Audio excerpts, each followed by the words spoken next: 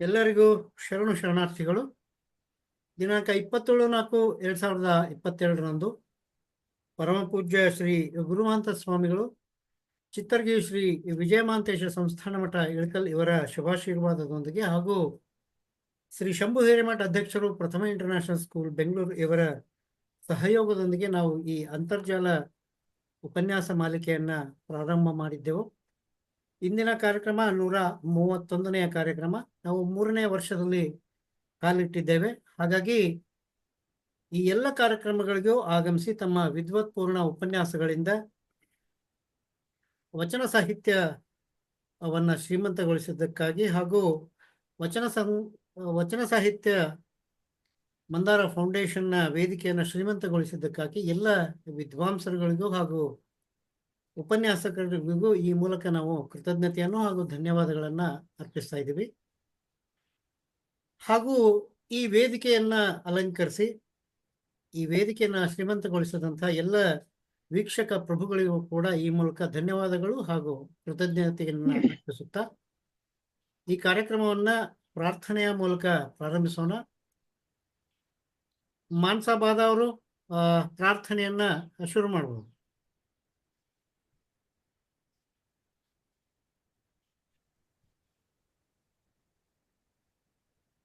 ಓಂ ಶ್ರೀ ಗುರು ಬಸವಲಿಂಗಾಯ ನಮಃ. ನುಡಿದರೆ ಮುತ್ತಿನ ಹಾರದಂತಿರಬೇಕು, ನುಡಿದರೆ ಮುತ್ತಿನ ಹಾರದಂತಿರಬೇಕು, ನುಡಿದರೆ ಮಾಣಿಕ್ಯದ ದೀಪ್ತಿಯಂತಿರಬೇಕು, ನುಡಿದರೆ ಮಾಣಿಕ್ಯದ ದೀಪ್ತಿಯಂತಿರಬೇಕು, ನುಡಿದರೆ ಮುತ್ತಿನ ಹಾರದಂತಿರಬೇಕು, ನುಡಿದರೆ ಸ್ಫಟಿಕದ ಸಲಾಕೆಯಂತಿರಬೇಕು, ನುಡಿದರೆ ಸ್ಫಟಿಕದ ಸಲಾಕೆಯಂತಿರಬೇಕು, ನುಡಿದರೆ ಲಿಂಗ ಮೆಚ್ಚಿ ಅಹುದಹುದೆನ್ನಬೇಕು, ನುಡಿದರೆ ಲಿಂಗ ಮೆಚ್ಚಿ ಅಹುದಹುದೆನ್ನಬೇಕು, ನುಡಿದರೆ ಮುತ್ತಿನ ಹಾರದಂತಿರಬೇಕು, ನುಡಿದರೆ ಮುತ್ತಿನ ಹಾರದಂತಿರಬೇಕು, ನುಡಿಯೊಳಗಾಗಿ ನಡೆಯದಿದ್ದರೆ, ನುಡಿಯೊಳಗಾಗಿ ನಡೆಯದಿದ್ದರೆ, ಕೂಡಲ ಸಂಗಯ್ಯ ಎಂತೊಲಿವನಯ್ಯ, ಕೂಡಲ ಸಂಗಯ್ಯ ಎಂತೊಲಿವನಯ್ಯ, ನುಡಿಯೊಳಗಾಗಿ ನಡೆಯದಿದ್ದರೆ, ಕೂಡಲ ಸಂಗಯ್ಯ ಕೂಡಲ ಸಂಗಯ್ಯ ಕೂಡಲ ಸಂಗಯ್ಯ ಎಂತೊಲಿವನಯ್ಯ, ನುಡಿದರೆ ಮುತ್ತಿನ ಹಾರದಂತಿರಬೇಕು, ನುಡಿದರೆ ಮಾಣಿಕ್ಯದ ದೀಪ್ತಿಯಂತಿರಬೇಕು, ನುಡಿದರೆ ಮುತ್ತಿನ ನುಡಿದರೆ ಮುತ್ತಿನ ನುಡಿದರೆ ಮುತ್ತಿನ ಹಾರದಂತಿರಬೇಕು. ಧನ್ಯವಾದಗಳು.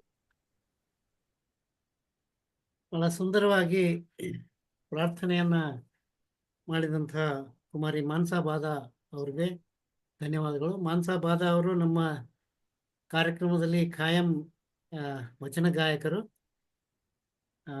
ಬಡಿಂಗ್ ಸಿಂಗರ್ ಅಂತ ಏನು ಹೇಳ್ತೀವಿ. She is very nicely maturing up to the vachana gayana. ಕುಮಾರಿ ಮಾನ್ಸಾಬಾದ ಇಳ್ಕಲ್ ಅವರಿಗೆ ಧನ್ಯವಾದಗಳನ್ನು ಹೇಳ್ತಾ ಥ್ಯಾಂಕ್ ಯು ಸರ್. ಥ್ಯಾಂಕ್ಸ್ ಅಮ್ಮ. ಈ 131ನೆಯ ಕಾರ್ಯಕ್ರಮಕ್ಕೆ ಆಗಮಿಸತಕ್ಕಂಥ ಅತಿಥಿ ಉಪನ್ಯಾಸಕರಿಗೆ ಸ್ವಾಗತವನ್ನು ಹೇಳ್ತಾ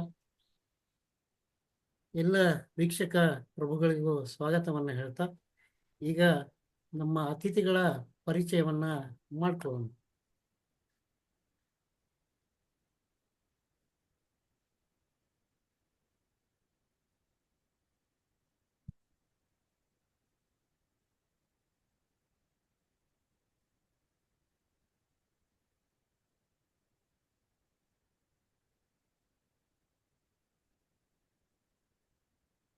ಈಗ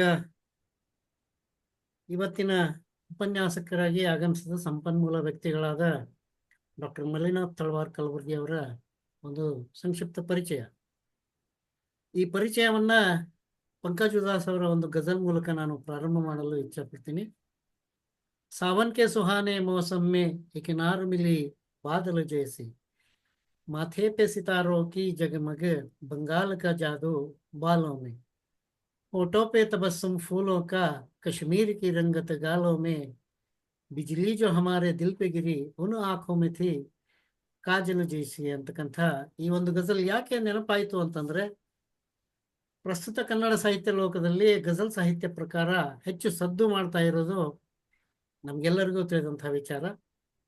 ಈ ಗಜಲನ್ನ ಬಹಳಷ್ಟು ಜನ ವಿದ್ವಾಂಸರು ಅಧ್ಯಯನ ಮಾಡಿ ಅಭ್ಯಾಸ ಮಾಡಿ ಹೊಸ ಹೊಸ ಗಜಲ್ಗಳನ್ನ ಸೃಷ್ಟಿ ಮಾಡ್ತಾ ಇದ್ದಾರೆ. ಹಾಗಾಗಿ ಇಂಥ ಗಜಲ್ನ ಕುರಿತು ಆಳವಾದ ಸಂಶೋಧನೆಯನ್ನ ಕೈದು ಹತ್ತಾರು ಸಂಶೋಧನಾತ್ಮಕ ಲೇಖನಗಳನ್ನ ಬರೆದು ಗಜಲ್ನ ಇತಿಹಾಸ, ಸ್ವರೂಪ, ಲಕ್ಷಣ, ಪಾರಿಭಾಷಿಕ ಪದಕೋಶ ಮತ್ತು ಅದರ ಪರಂಪರೆಯ ಕುರಿತು ಅಧಿಕಾರಯುತವಾಗಿ ಮುಂಚೂಣಿಯಲ್ಲಿ ಇದೆ. 1000ಕ್ಕೂ ಹೆಚ್ಚು ಗಜಲ್ಗಳನ್ನ ಬರೆದಿರುವ ಡಾಕ್ಟರ್ ಮಲ್ಲಿನಾಥ್ ತಳವಾರ್ ಅವರು, ಅವರ ಹೆಸರು ಬಹಳ ಮುಂಚೂಣಿಯಲ್ಲಿದೆ. ಈಗ 1000ಕ್ಕೂ ಹೆಚ್ಚು ಗಜಲ್ಗಳನ್ನ ಬರೆದಿರುವ ಇವರು ಗಜಲನ್ನ ಶಾಸ್ತ್ರೀಯವಾಗಿ ಅಧ್ಯಯನವನ್ನ ಮಾಡಿದ್ದಾರೆ. ಕನ್ನಡ ಗಜಲ್ ಲೋಕಕ್ಕೆ 6 ಬಹುಮುಖ್ಯ ಕೃತಿಗಳನ್ನು ಇವರು ನೀಡಿದ್ದಾರೆ. ಇವೆಲ್ಲವೂ ಗಜಲ್ ಲೋಕಕ್ಕೆ ಪ್ರವೇಶಿಸಲು ಇಚ್ಛಿಸುವ ಹಾಗೂ ಗಜಲ್ ಕುರಿತು ತಿಳಿದುಕೊಳ್ಳ ಬಯಸುವವರಿಗೆ ಅತ್ಯಂತ ಅಮೂಲ್ಯವಾದಂತಹ ಆಕರ ಗ್ರಂಥಗಳಾಗಿವೆ.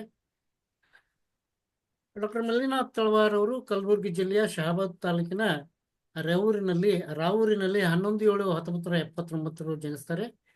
ಇವರ ತಂದೆ ಶ್ರೀ ಶಿವರಾಯ ತಳವಾರ್ ಅವರು, ತಾಯಿ ಶ್ರೀಮತಿ ರತ್ನಮ್ಮ ಶಿವರಾಯ ತಳವಾರ್ ಅವರು. ಇವರು ಕನ್ನಡ MA ಹಾಗೂ BEd, PhD ಅನ್ನ ಇವರು ಕಾರಂತರ ಸ್ತ್ರೀ ಪ್ರಪಂಚ ಸಂಶೋಧನಾ ಮಹಾಪ್ರಬಂಧವನ್ನ ಮಂಡಿಸಿ ಕನ್ನಡ ವಿಶ್ವವಿದ್ಯಾಲಯ ಹಂಪಿಯಿಂದ PhD ಅನ್ನು ಕೂಡ ಪಡೆದಿದ್ದಾರೆ.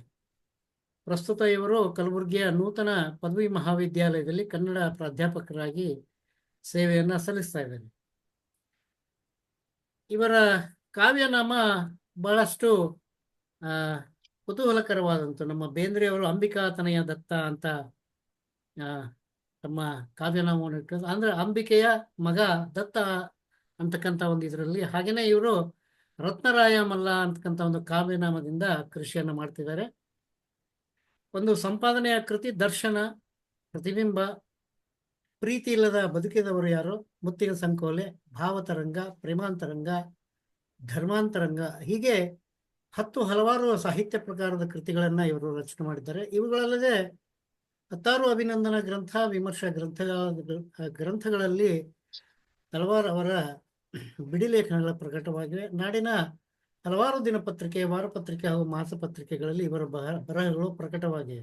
ನಾ ಯಾಕೆ ಇದನ್ನೇ ಒತ್ತಿ ಒತ್ತಿ ಹೇಳ್ತಿದ್ದೀನಿ ಅಂದ್ರೆ, ಒಂದು ಪತ್ರಿಕೆಯಲ್ಲಿ ಅಂಬಿಗರ ಚೌಡಯ್ಯ ಅವರ ಬಗ್ಗೆ ಇವರು ಅತ್ಯಂತ ಪ್ರಬುದ್ಧವಾದಂತಹ ಒಂದು ಲೇಖನವನ್ನ ಬರೆದಿದ್ರು. ಅದನ್ನ ನೋಡಿನೇ ನಾನು ಇವ್ರದ ಹೆಸರನ್ನ ತಗೊಂಡು ಯಾವತ್ತಾದ್ರೂ ಒಂದ್ ದಿವಸ ನಮ್ಮ ಕಾರ್ಯಕ್ರಮದಲ್ಲಿ ಇವರನ್ನ ಮಾತನಾಡಿಸ್ಬೋದು ಅಂತಕ್ಕಂಥ ಒಂದು ಇದರಿಂದ, ಹಾಗಾಗಿ ಇವರ ಬಹಳಷ್ಟು ಲೇಖನಗಳು ಬಹಳಷ್ಟು ಪತ್ರಿಕೆಗಳಲ್ಲಿ ಬಂದಿದೆ.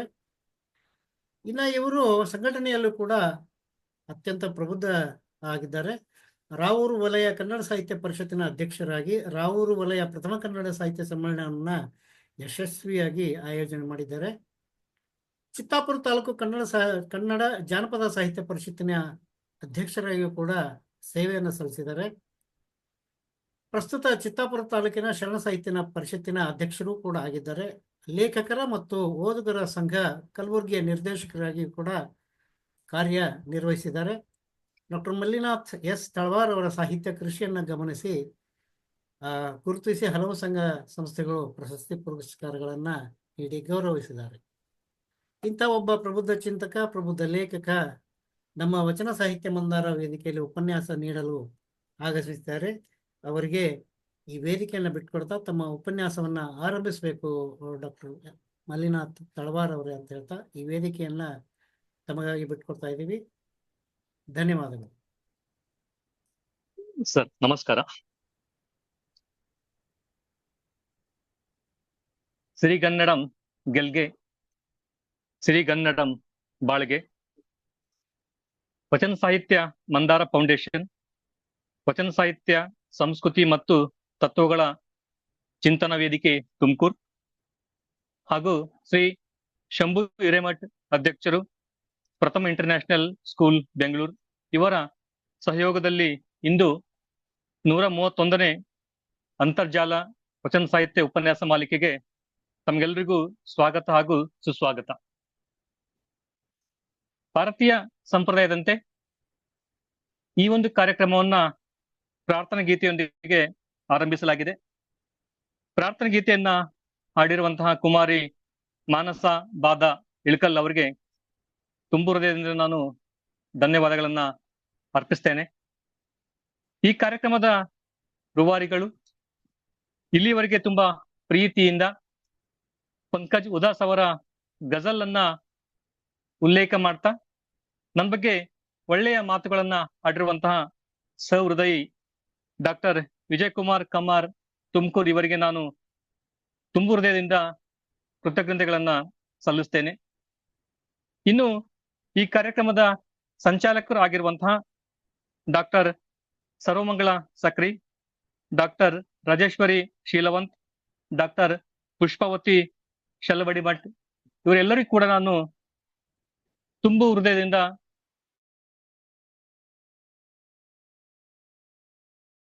ಕಾರ್ಯಕ್ರಮಕ್ಕೆ ಆನ್ಲೈನ್ ಸೇರ್ಪಡೆಗೊಂಡಿರುವಂತಹ ಎಲ್ಲ ಕನ್ನಡ ಮನಸ್ಸುಗಳಿಗೆ ನಾನು ಶುಭ ಸಾಯಂಕಾಲದ ಗೌರವಪೂರ್ವಕವಾಗಿ ನಾನು ನಮನಗಳನ್ನ ಸಲ್ಲಿಸ್ತೇನೆ.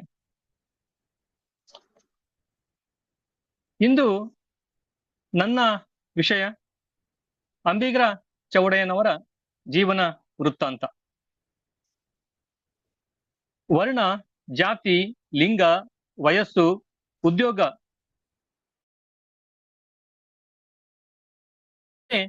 ಓರೆಗಲ್ಲನ್ನಾಗಿ ಇಟ್ಕೊಂಡು ಸಾಮಾಜಿಕ ಸಮಾನತೆ ಹಾಗೂ ಇಡೀ ವ್ಯವಸ್ಥೆಯನ್ನೇ ಪ್ರಶ್ನೆ ಮಾಡಿ ಅದರ ವಿರುದ್ಧ ಸಿಡಿದು ನಿಲ್ಲುವಂತ ಒಂದು ಮೊಟ್ಟ ಮೊದಲ ಪ್ರಯತ್ನ ಆದದ್ದು ವಚನ ಚಳವಳಿಯಿಂದ.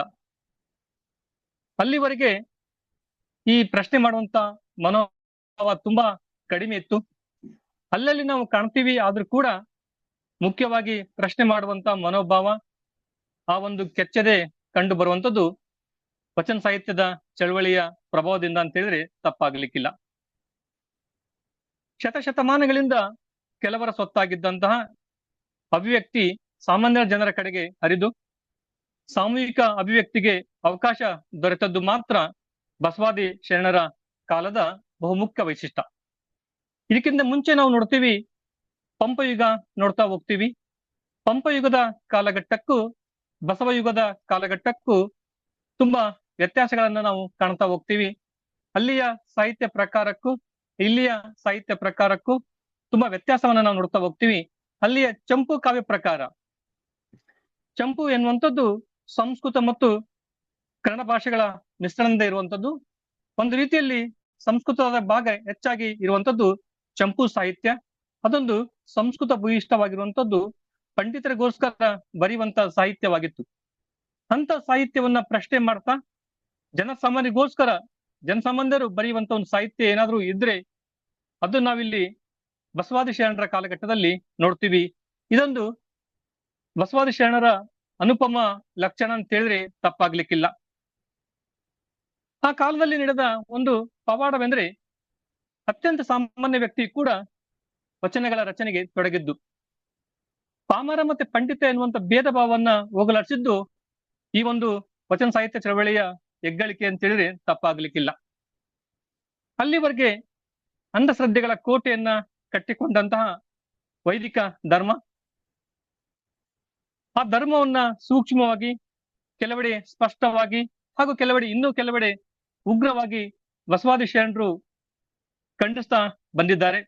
ತಮ್ಮ ನಡೆ ನುಡಿಗಳಿಂದ, ತಮ್ಮ ವಚನಗಳಿಂದ, ತಮ್ಮ ಆಚಾರಗಳಿಂದ ಕೂಡ ಖಂಡಿಸ್ತಾ ಬಂದಿದ್ದಾರೆ.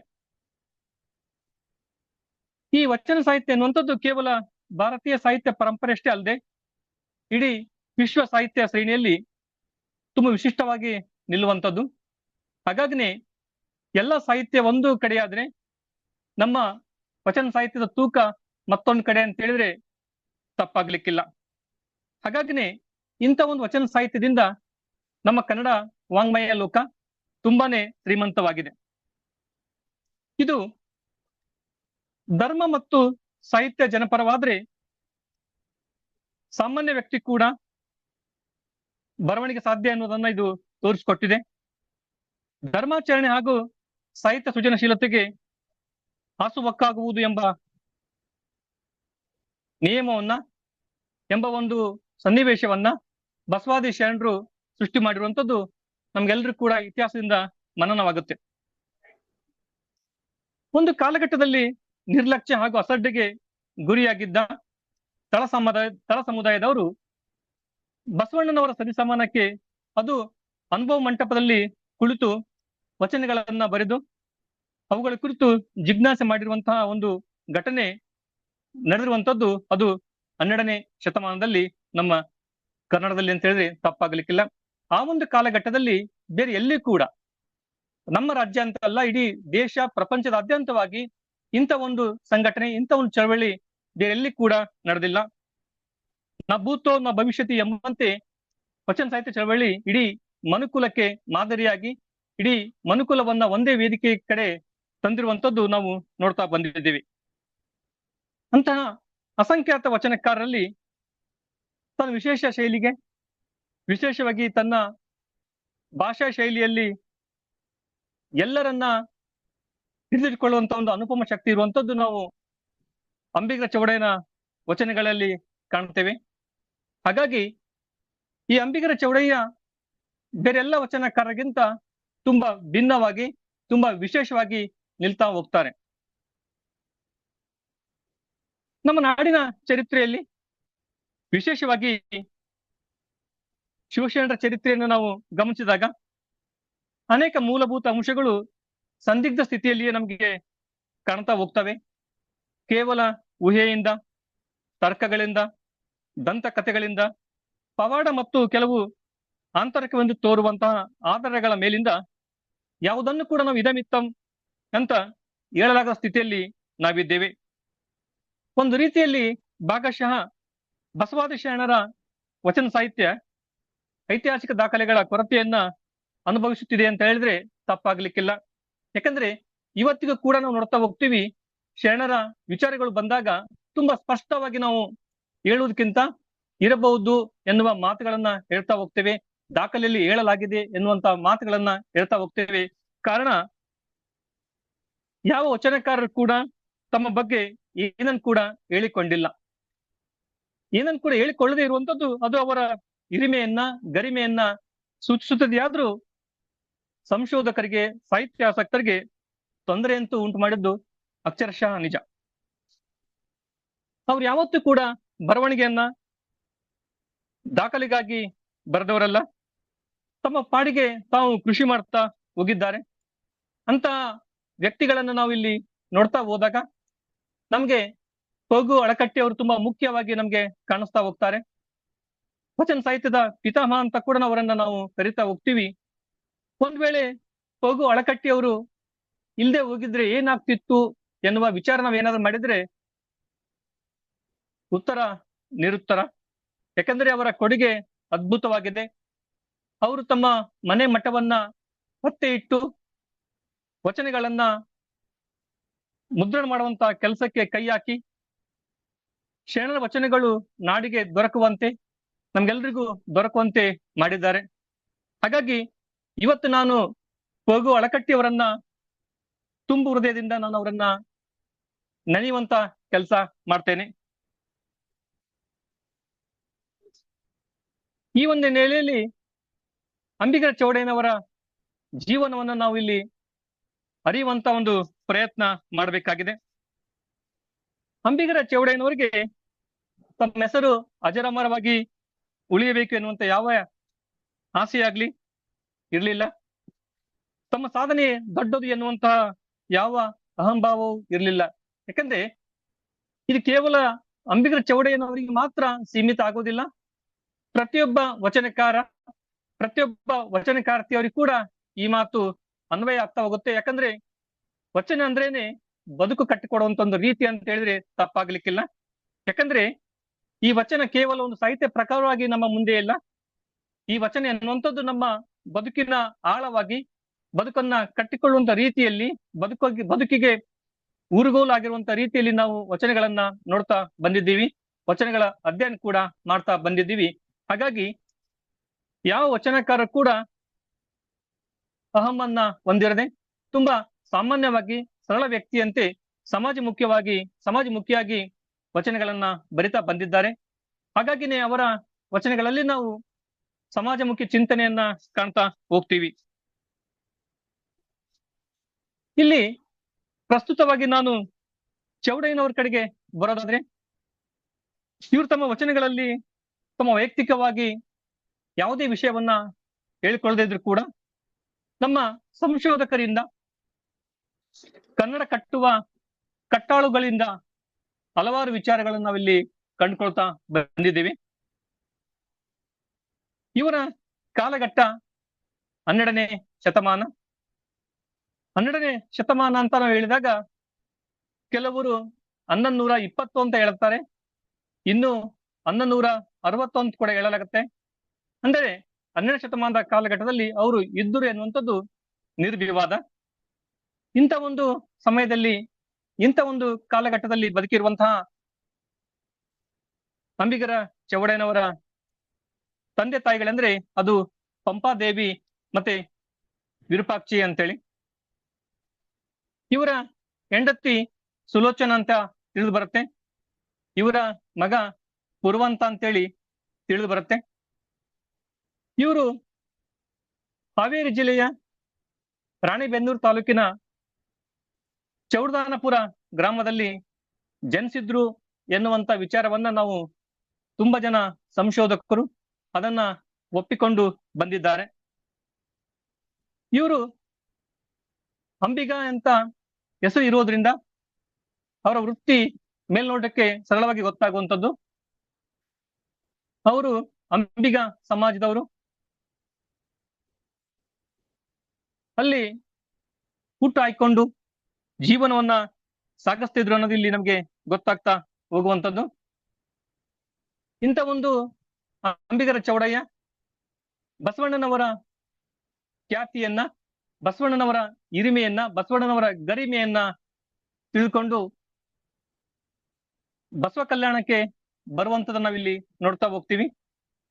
ಆ ಒಂದು ಕಾಲಘಟ್ಟದಲ್ಲಿ ಭಾರತದ ಮೂಲೆ ಮೂಲೆಗಳಿಂದ ಶರಣೆಯರು ಈ ನಮ್ಮ ಬಸವ ಕಲ್ಯಾಣಕ್ಕೆ ಬಂದಿರುವಂತದ್ದು ನಾವು ಒಂದು ನೋಡ್ತಾ ಹೋಗ್ತೀವಿ. ಅದು ಆ ಕಾಲಘಟ್ಟದಲ್ಲಿಯೇ ಒಂದು ಸಂವಿಧಾನದ ರೂಪದಲ್ಲಿ ಅನುಭವ ಮಂಟಪವನ್ನ ಸೃಷ್ಟಿ ಮಾಡಲಾಗಿತ್ತು. ಅಲ್ಲಿ ಅನುಭವ ಮಂಟಪದಲ್ಲಿ ಅಲ್ಲಮ ಪ್ರಭುಗಳು ಆ ಅನುಭವ ಮಂಟಪದ ಪೀಠಾಧಿಪತಿಗಳಾಗಿದ್ರು. ಆ ಅನುಭವ ಮಂಟಪದಲ್ಲಿ ಪ್ರತಿಯೊಬ್ಬ ಶರಣೆಯರು ಸೇರ್ತಾ ಇದ್ರು. ಸಾಮಾಜಿಕ ವಿಷಯಗಳ ಕುರಿತು ಜಿಜ್ಞಾಸೆಯನ್ನ ಮಾಡ್ತಾ ಇದ್ರು. ನಮ್ ಜನರು ಆಚರಿಸಿಕೊಂಡು ಬಂದಿರುವಂತಹ ಮೌಢ್ಯತೆಯನ್ನ ಖಂಡಿಸುವ ಕೆಲಸ ಕೂಡ ಅಲ್ಲಿ ಕ್ರಮೇಣವಾಗಿ ದಿನನಿತ್ಯವಾಗಿ ನಡೀತಾ ಇತ್ತು. ಪ್ರತಿಯೊಬ್ಬರ ವಿಚಾರಗಳಿಗೆ ಅಲ್ಲಿ ಗೌರವವನ್ನ ಕೊಡಲಾಗ್ತಿತ್ತು. ಅಂತ ಸಮಯದಲ್ಲಿ ಅಲ್ಲಮ ಪ್ರಭುಗಳು ಅಂಬಿಗರ ಚೌಡಯ್ಯನವರಿಗೆ ಒಂದು ಪ್ರಶ್ನೆ ಮಾಡ್ತಾರೆ. ಏನು ಪ್ರಶ್ನೆ ಅದು? ಇಲ್ಲಿ ನದಿಗಳೇ ಇಲ್ಲ, ಇದೊಂದು ಬಯಲು ಸೀಮೆ, ಇಲ್ಲಿ ತಾವು ಅಂಬಿಗ ಕಾಯಕವನ್ನ ಹೇಗೆ ಮಾಡ್ತೀರಿ ಅಂತ ಪ್ರಶ್ನೆಯನ್ನ ಕೇಳ್ತಾರೆ. ಈ ಪ್ರಶ್ನೆ ಸಾಮಾನ್ಯ ಅರ್ಥದಲ್ಲಿ ಇರುವಂತ ಪ್ರಶ್ನೆ ಅಲ್ಲ, ಇದೊಂದು ಅನುಭಾವಿಕ ಅರ್ಥದಲ್ಲಿ ಕೇಳ್ತಾ ಹೋಗ್ತಾರೆ. ಯಾಕಂದ್ರೆ ಅಲ್ಲಮ ಪ್ರಭುಗಳು ಯಾವತ್ತೂ ಕೂಡ ಅವ್ರು ಆಡುವ ಮಾತು ಸಾಮಾನ್ಯವಾಗಿರ್ತಿರ್ಲಿಲ್ಲ. ಅವ್ರು ಆಡುವ ಮಾತುಗಳಲ್ಲಿ ತೂಕ ಇರ್ತಿತ್ತು.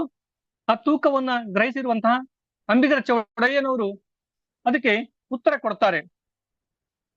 ತಡಿನೆಲೆ ಇಲ್ಲದೆ ಮಹಾನದಿಯಲ್ಲಿ ತಡಿನೆಲೆ ಇಲ್ಲದ ಮಹಾನದಿಯಲ್ಲಿ ಒಡಲಿಲ್ಲದ ಅಂಬಿಗ ಬಂದೈದಾನೆ, ಒಡಲಿಲ್ಲದ ಅಂಬಿಗ ಬಂದೈದಾನೆ, ಹಿಡಿವ ಬಿಡಿವ ಮನವ ಬೆಲೆಗೊಟ್ಟೊಡೆ, ಹಿಡಿವ ಬಿಡುವ ಮನವ ಬೆಲೆಗೊಟ್ಟೊಡೆ, ಗಡಣವಿಲ್ಲದೆ ಆಯಿಸುವ ಒಳೆಯ ನುಡಿಯಿಲ್ಲದ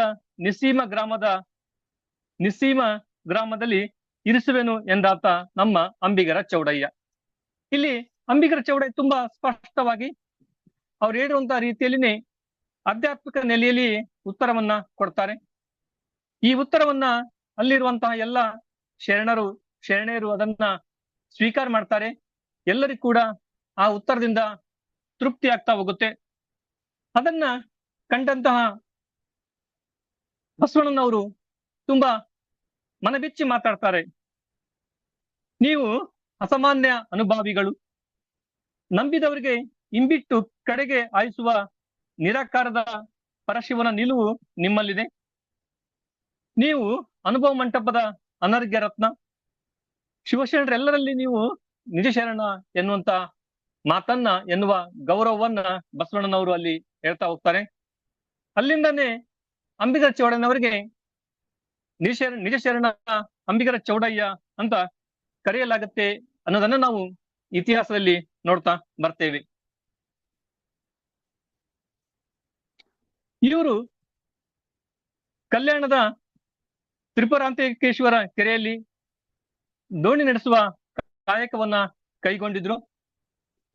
ಇವ್ರ ಬಗೆಗೆ ಆರ್ ನರಸಿಂಹಾಚಾರ್ಯ, ಎಸ್ ಬೂಸರೆಡ್ಡಿ, ಈಚಿ Shantaveerayya, doctor M Kalburgi, doctor S Vidyashankar ಮುಂತಾದ ಸಂಶೋಧಕರು ಇವರ ಜೀವನ ಕುರಿತು, ಇವರ ವಚನಗಳ ಕುರಿತು ಸಂಶೋಧನೆಯನ್ನು ಕೂಡ ಮಾಡಿದ್ದಾರೆ. ಅವ್ರ ವಚನಗಳ ಮುಖಾಂತರ ವ್ಯಕ್ತಿತ್ವವನ್ನ ಕಟ್ಟಿಕೊಡುವಂತ ಪ್ರಯತ್ನವನ್ನಲ್ಲಿ ಮಾಡ್ತಾ ಹೋಗಿದ್ದಾರೆ. ಇವರು ಗುತ್ತಲ ಅರಸನ ಕಾಲದಲ್ಲಿ ಇದ್ರು ಅಂತ ಕೂಡ ಇಲ್ಲಿ ಹೇಳಲಾಗ್ತಾ ಹೋಗುತ್ತೆ.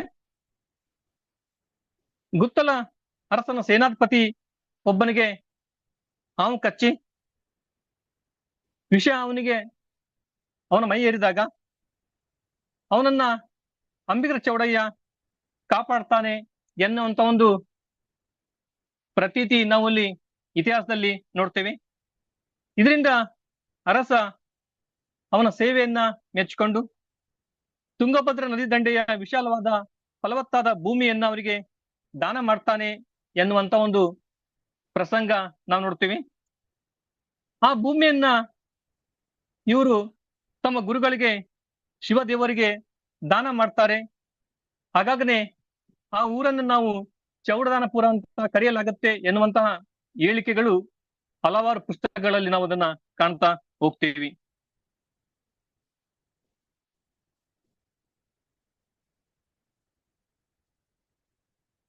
ಇವ್ರ ಬಗೆಗೆ ಮುಪ್ಪಿನ ಷಡಕ್ಷರಿ ತಮ್ಮ ಸುಬೋಧ ಸಾಗರ ಗಣಲಿಂಗಿ ದೇವರ ವಚನವೊಂದರಲ್ಲಿ ಇವರ ಉಲ್ಲೇಖ ಮಾಡ್ತಾರೆ. ಮಹಾಕವಿ ಷಡಾಕ್ಷರಿ ತಮ್ಮ ಬಸವರಾಜ ವಿಜಯದಲ್ಲಿ ಉಲ್ಲೇಖ ಮಾಡ್ತಾರೆ. ಮಹಾಲಿಂಗರವರ ಗುರುಬೋಧಾಮೃತದಲ್ಲಿ ಉಲ್ಲೇಖವನ್ನ ಮಾಡ್ತಾ ಹೋಗ್ತಾರೆ. ವಿಶೇಷವಾಗಿ ಇಲ್ಲಿ ನೋಡೋದಾದ್ರೆ ಮಹಾಲಿಂಗರವರು ಹೇಳ್ತಾರೆ, ಕುಂಬಾರ ಗುಂಡಯ್ಯ, ಅಂಬಿಗರ ಚೌಡಯ್ಯ, ಕೆಂಬಾವಿಯೊಳಗೆ ಮೆರೆವ ಬೋಗಣ್ಣನಿಗೆ ಸಂಭ್ರಮದೊಳಗೆ ಎರಗಿ ನಂಬಿಸುವೆ. ಅಂದ್ರೆ ಆ ಕಾಲಘಟ್ಟದ ವಚನಕಾರರನ್ನ ಉಲ್ಲೇಖ ಮಾಡ್ತಾ ತಮ್ಮ ಒಂದು ನಿಷ್ಠೆಯನ್ನ ಇಲ್ಲಿ ಮಹಾಲಿಂಗರವರು ವ್ಯಕ್ತಪಡಿಸಿದ್ರೆ, ಮತ್ತೊಂದರಲ್ಲಿ ಗಣಲಿಂಗ ದೇವರು ಹೇಳ್ತಾರೆ, ಡೋಹಾರ ಕಕ್ಕಯ್ಯ, ಮಾದಾರ ಚೆನ್ನಯ್ಯ, ಅಮ್ಮಿಗರ ಚೌಡಯ್ಯ ಇಂತಿಪ್ಪ ಶಿವಶರಣರ ಮನೆ ಬಾಗಿಲಂದಿಕ್ಕುವ ಸೊಣಗನ ಮಾಡಿ ಎನ್ನಿರಿಸಯ್ಯ ಎನ್ನುವಂಥದ್ದು ನಾವಿಲ್ಲಿ ನೋಡ್ತಾ ಹೋಗ್ತೀವಿ. ಇಲ್ಲಿ ವಿಶೇಷವಾಗಿ ಬಸವಣ್ಣನವರ ಪ್ರಭಾವ ನಾವಿಲ್ಲಿ ನೋಡ್ತಾ ಹೋಗ್ತೀವಿ. ಎನಗಿಂತ ಹಿರಿಯರಿಲ್ಲ, ಶಿವಭಕ್ತರಿಗಿಂತ ಹಿರಿಯರಿಲ್ಲ ಎನ್ನುವಂತ ಮಾತನ್ನ ಇಲ್ಲಿ ನೋಡುವಂಥದ್ದು. ಸೊಣಗನ ಮಾಡಿ ಎನ್ನ ಇರಿಸಯ್ಯ ಎನ್ನುವಂಥದ್ದು ಅವರ ವಿಧೇಯತೆಯನ್ನ ಇಲ್ಲಿ ಹೇಳ್ತಾ ಹೋಗುತ್ತೆ. ಆ ವಿಧೇಯತೆ ಜೊತೆಗೆ ಆ ಕಾಲಘಟ್ಟದ ಪ್ರಮುಖ ವಚನಕಾರರ ಉಲ್ಲೇಖವನ್ನು ಕೂಡ ನಾವಿಲ್ಲಿ ನೋಡ್ತಾ ಹೋಗ್ತೀವಿ. ಇದರಿಂದ ಸ್ಪಷ್ಟವಾಗೋದು ಏನಂತಂದ್ರೆ ಅಂಬಿಗರ ಚೌಡಯ್ಯ ಬಸವಣ್ಣನವರ ಸಮಕಾಲೀನ ಎನ್ನುವಂಥದ್ದು ಇಲ್ಲಿ ಸ್ಪಷ್ಟವಾದ ನಿಲುವು ನಮಗೆ ಅರ್ಥ ಆಗ್ತಾ ಹೋಗುತ್ತೆ.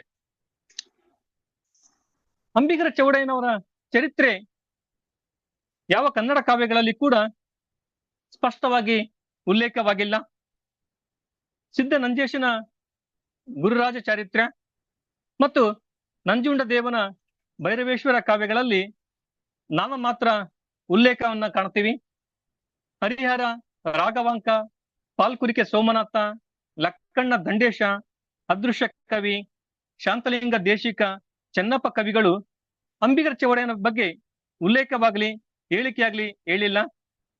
ಆತನ ವಚನಗಳ ಆಧಾರದಿಂದ ನಾವು ಅವನ ಬಗ್ಗೆ ತಿಳ್ಕೊಳ್ಬೇಕಾಗಿದೆ ಎನ್ನುವ ಮಾತನ್ನ ಈಚಿ ಶಾಂತಿ ವೀರಯ್ಯನವರು ಇಲ್ಲಿ ಹೇಳ್ತಾ ಹೋಗ್ತಾರೆ. ನೋಡಿ, ಯಾವ ಒಬ್ಬ ಕವಿಗೆ ಆ ಕಾಲಘಟ್ಟದ ಇವ್ರ ಬಗ್ಗೆ ಬರಿಬೇಕು ಅಂತಾಗ್ಲಿ ಬರಿಬಾರ್ದು ಅಂತಾಗ್ಲಿ ಹೇಳೋಕೆ ಯಾರೊಬ್ರಿಗೂ ಕೂಡ ಅಧಿಕಾರ ಇಲ್ಲ. ಆದ್ರೆ ಕವಿಯಾದವರು ಆಯಾ ಕಾಲದ ಸಾಂಸ್ಕೃತಿಕ ಲೋಕವನ್ನ ಪರಿಚಯಿಸುವಂತ ಜವಾಬ್ದಾರಿ ಪ್ರತಿಯೊಬ್ಬರ ಮೇಲಿರುತ್ತೆ. ಇಲ್ಲಿ ಹರಿಹರ 100ಕ್ಕೆ ಹೆಚ್ಚು ರಗಳೆಗಳನ್ನ ಬರಿತಾ ಹೋಗ್ತಾರೆ. ಹಲವಾರು ಶರಣರ ಬಗ್ಗೆ ಅವರ ಜೀವನವನ್ನ ಕಟ್ಟಿಕೊಡುವಂತ ಕೆಲಸಗಳನ್ನ ಅವರು ಇಲ್ಲಿ ಮಾಡ್ತಾ ಹೋಗಿದ್ದಾರೆ. ಆದ್ರೆ ಅವ್ರು ಯಾಕೆ ಅಂಬಿಗರ ಚೌಡಯ್ಯನ ಬಗ್ಗೆ ಬರಲಿಲ್ಲ ಅಂತ ನಾವು ಪ್ರಶ್ನೆ ಮಾಡುವಂಗಿಲ್ಲ. ಪ್ರಶ್ನೆ ಮಾಡಿದ್ರು ಕೂಡ ಉತ್ತರ ಮಾತ್ರ ಅದು ನಿರುತ್ತರ. ಯಾಕಂದ್ರೆ ಆ ಕಾಲ ಮೌನವನ್ನ ಅಪ್ಪಿಕೊಂಡಿರುವಂತದ್ದು ಇಲ್ಲಿ ನಾವು ಕಾಣ್ತಾ ಹೋಗ್ತೀವಿ. ನಾನು ಮೊದಲೇ ಆರಂಭದಲ್ಲಿ ಕೂಡ ಹೇಳ್ತಾ ಹೋದೆ, ಇವರ ಕಾಲಘಟ್ಟವನ್ನ 1120 ಅಂತ ಹೇಳಲಾಗುತ್ತೆ, ಕೆಲವೊಬ್ಬರು 1160 ಅಂತ ಹೇಳಲಾಗುತ್ತೆ. ಹೆಚ್ಚಿನ ಜನ ಸಂಶೋಧಕರು ಇವರ ಕಾಲಘಟ್ಟವನ್ನ 1160 ಅಂತ ಇಲ್ಲಿ ಹೇಳಿದ್ದಾರೆ. ಇದನ್ನ ಹೆಚ್ಚಿನ ಸಂಶೋಧಕರು ಕೂಡ ಒಪ್ಪಿಕೊಂಡು ಬಂದಿದ್ದಾರೆ. ಇನ್ನು ಇವ್ರ ವಚನಗಳು ಎಷ್ಟಿವೆ ಎನ್ನುವಂಥದ್ದು ನಾವಿಲ್ಲಿ ನೋಡ್ತಾ ಬಂದಾಗ ಪ್ರಮುಖವಾಗಿ 2 ಉಲ್ಲೇಖಗಳನ್ನ ಇಲ್ಲಿ ನಾನು ಇಲ್ಲಿ ನಿಮ್ ಮುಂದೆ ಪ್ರಸ್ತುತಪಡಿಸ್ತೇನೆ. ಎಂ ಕಲಬುರ್ಗಿ ಅವರು ಸಂಪಾದನೆ ಮಾಡಿರುವಂತಹ ಸಂಕೀರ್ಣ ವಚನ ಸಂಪುಟ 1ರಲ್ಲಿ ಇವರ 279 ವಚನಗಳ ಉಲ್ಲೇಖ ಇದೆ. ಇನ್ನು ಡಾಕ್ಟರ್ ಬಸವರಾಜ ಸಿದ್ಧಾಶ್ರಮ ಅಂತೇಳಿ ಒಬ್ಬ ಸಂಶೋಧಕರು, ಅವರು ಅಂಬಿಗರ ಚೌಡಯ್ಯ ಆರೋಹಿಸಿದಾಗ ಎನ್ನುವ ಕೃತಿಯಲ್ಲಿ 330 ವಚನಗಳ ಉಲ್ಲೇಖವನ್ನು ಕೂಡ ಇಲ್ಲಿ ಮಾಡ್ತಾ ಹೋಗ್ತಾನೆ. ಈ 279 ಮತ್ತೊಂದ್ ಕಡೆ 330 ಅಂತ ನೋಡಿದಾಗ ಇನ್ನು ಸಂಶೋಧನೆ ಆದ್ರೆ, ಇನ್ನು ನಾವೇನಾದ್ರು ಕೂಡ ಆಸಕ್ತಿಯಿಂದ ಅಂಬಿಗರ ಚೌಡಯ್ಯನವರ ರಚನೆಗಳನ್ನ ಹುಡುಕುವಂತ ಪ್ರಯತ್ನ ಮಾಡಿದ್ರೆ ಇನ್ನು ಸಿಗ್ಬೋದು ಎನ್ನುವಂತ ಆಶಾಭಾವ ನನಗೆ ಇದೆ. ಹಾವೇರಿ ಜಿಲ್ಲೆಯಲ್ಲಿ ಪಶ್ಚಿಮಾಭಿಮುಖವಾಗಿ ಹರಿಯುತ್ತಿರುವಂತಹ ತುಂಗಭದ್ರಾ ನದಿಯ ಚೌಡದಾನಪುರ ಚೌಡಯ್ಯನ ಜನ್ಮಭೂಮಿ ಅಂತ ಇಲ್ಲಿಯವರೆಗೂ ಕೂಡ ನಂಬಿಕೊಂಡೇ ಬರಲಾಗಿದೆ. ಹಲವಾರು ಜನ ಇದನ್ನ ಹೇಳ್ತಾನೆ ಕೂಡ ಬಂದಿದ್ದಾರೆ. ಇಲ್ಲಿ ಇದ್ರ ಬಗ್ಗೆ ಕೂಡ ಒಂದು ಚೂರು ನಾವಿಲ್ಲಿ ಗಮನವನ್ನ ಹರಿಸುವಂತ ಒಂದು ಅವಶ್ಯಕತೆ ಸಂದರ್ಭ ಇಲ್ಲಿ ನಾವು ನೋಡ್ತಾ ಹೋಗ್ತೀವಿ. ಶಿವದೇವ ಒಡೆಯರು ಚೌಡಯ್ಯನವರಿಗೆ ಶಿವಧರ್ಮದ ಉಪದೇಶ ಮಾಡಿದ್ರು ಅಂತ ಇಲ್ಲಿ ಹೇಳಲಾಗತ್ತೆ.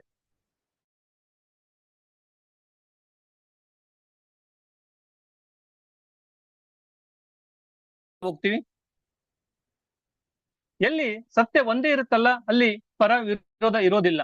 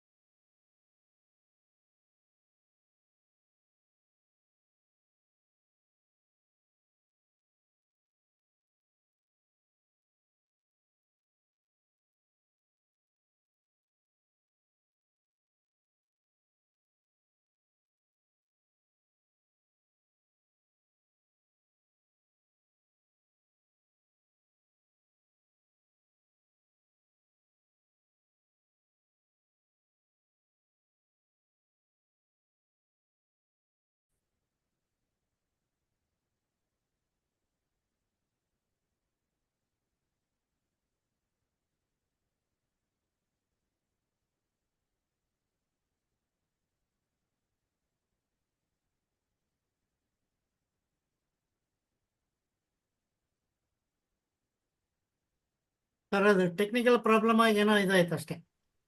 ಹಾ ಸರ್, ಹೌದು ಸರ್, ಏನ್ ಗೊತ್ತಾಗ್ಲಿಲ್ಲ ನನಗೆ. ಕಂಟಿನ್ಯೂ ಮಾಡಿ ಸರ್. ಹಾ ಸರ್.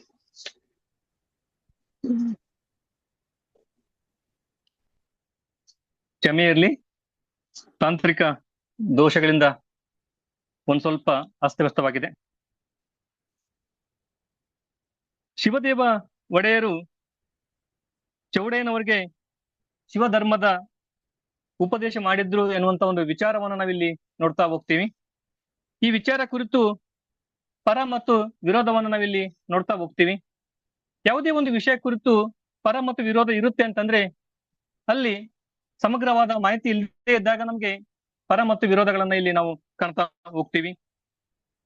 ಚೌಡಯ್ಯ ರಾಣಿಬೆನ್ನೂರು ತಾಲೂಕಿನ ಚೌಡಪುರದವನಾಗಿದ್ದು ಅಂಬಿಗ ವೃತ್ತಿಯನ್ನ ಮಾಡುತ್ತಿದ್ದನು. ಆತನ ಗುರು ಶಿವದೇವ. ಇವರಿಂದಲೇ ಲಿಂಗ ದೀಕ್ಷೆ ಪಡೆದು ಕಲ್ಯಾಣಕ್ಕೆ ಬಂದು ಅನುಭವ ಮಂಟಪದಲ್ಲಿದ್ದು ಮರಳಿ ಚೌಡದಾನಪುರ ಲಿಂಗೈಕ್ಯ ಆಗಿರುವನು ಎನ್ನುವಂತ ಮಾತನ್ನ ಪ್ರೊಫೆಸರ್ SS ಬೂಸರೆಡ್ಡಿ ಅವರು ಉಲ್ಲೇಖವನ್ನ ಮಾಡ್ತಾ ಹೋಗ್ತಾರೆ. ಇಲ್ಲಿ ಸಂಶೋಧಕರು ಕೂಡ ಹೇಗಾಗ್ತಿದೆ ಅಂತಂದ್ರೆ ಅವರವರ ವಿಚಾರಗಳನ್ನ, ಅವರವರ ಅಭಿಪ್ರಾಯಗಳನ್ನ ವ್ಯಕ್ತಪಡಿಸ್ತಾ ಹೋಗ್ತಿದ್ದಾರೆ. ಯಾವುದು ಕೂಡ ಇದಮಿತ್ತಂ ಎನ್ನುವಂತ ರೀತಿಯಲ್ಲಿ ಆಗದೆ ಇರುವಂತದ್ದು ನಾವು ಇವತ್ತು ನೋಡ್ತಾ ಇದ್ದೀವಿ. ಡಾಕ್ಟರ್ ಬಸವರಾಜ ಸಿದ್ದಾಶ್ರಮ ಅವರು ಇಲ್ಲಿ ಹೇಳ್ತಾ ಹೋಗ್ತಾರೆ, ಚೌಡಯ್ಯ ಕಲ್ಯಾಣ ಕ್ರಾಂತಿಯ ನಂತರ ತನ್ನೂರಾದ ಶಿವಪುರಕ್ಕೆ ಬಂದು ಅಲ್ಲಿಯೇ ನೆಲೆಸಿ ತನ್ನ ಒಳೆದಾಟಿಸುವ ಕಾಯಕದಲ್ಲಿ ನಿರತನಾಗಿ ತಾನು ಸಾಧನೆಗೈಯುತ್ತಾ ಇತರರಿಗೂ ಕೂಡ ಬೋಧನೆಯನ್ನ ಮಾಡುತ್ತಾ ಆತ್ಮಸಖಿ ಸಮಾಜಮುಖಿಯಾಗಿ ಗುರುಲಿಂಗ ಜಂಗಮ ಎಂಬ ತ್ರಿವಿಧ ದಾಸೋಹಿಯಾಗಿ ಜೀವನವನ್ನ ಸಾಗಿಸಿದ್ರು ಎನ್ನುವಂಥದ್ದನ್ನ ಬಸವರಾಜ ಸಿದ್ದಾಶ್ರಮ ಅವರು ಇಲ್ಲಿ ಹೇಳ್ತಾ ಹೋಗ್ತಾರೆ. ಅಂದ್ರೆ ಇವರ ಕಾಲಘಟ್ಟ 12ನೇ ಶತಮಾನ ದಾಟ್ಕೊಂಡು 13ನೇ ಶತಮಾನಕ್ಕೂ ಕೂಡ ಕಾಲಿಡುವಂತದ್ದು ನಾವಿಲ್ಲಿ ನೋಡ್ತಾ ಹೋಗ್ತೀವಿ. ಇವರು ಶತಾಯುಷಿಗಳಾಗಿದ್ರು ಎನ್ನುವ ಮಾತುಗಳನ್ನು ಕೂಡ ನಾವಿಲ್ಲಿ ನೋಡ್ತಾ ಹೋಗ್ತೀವಿ.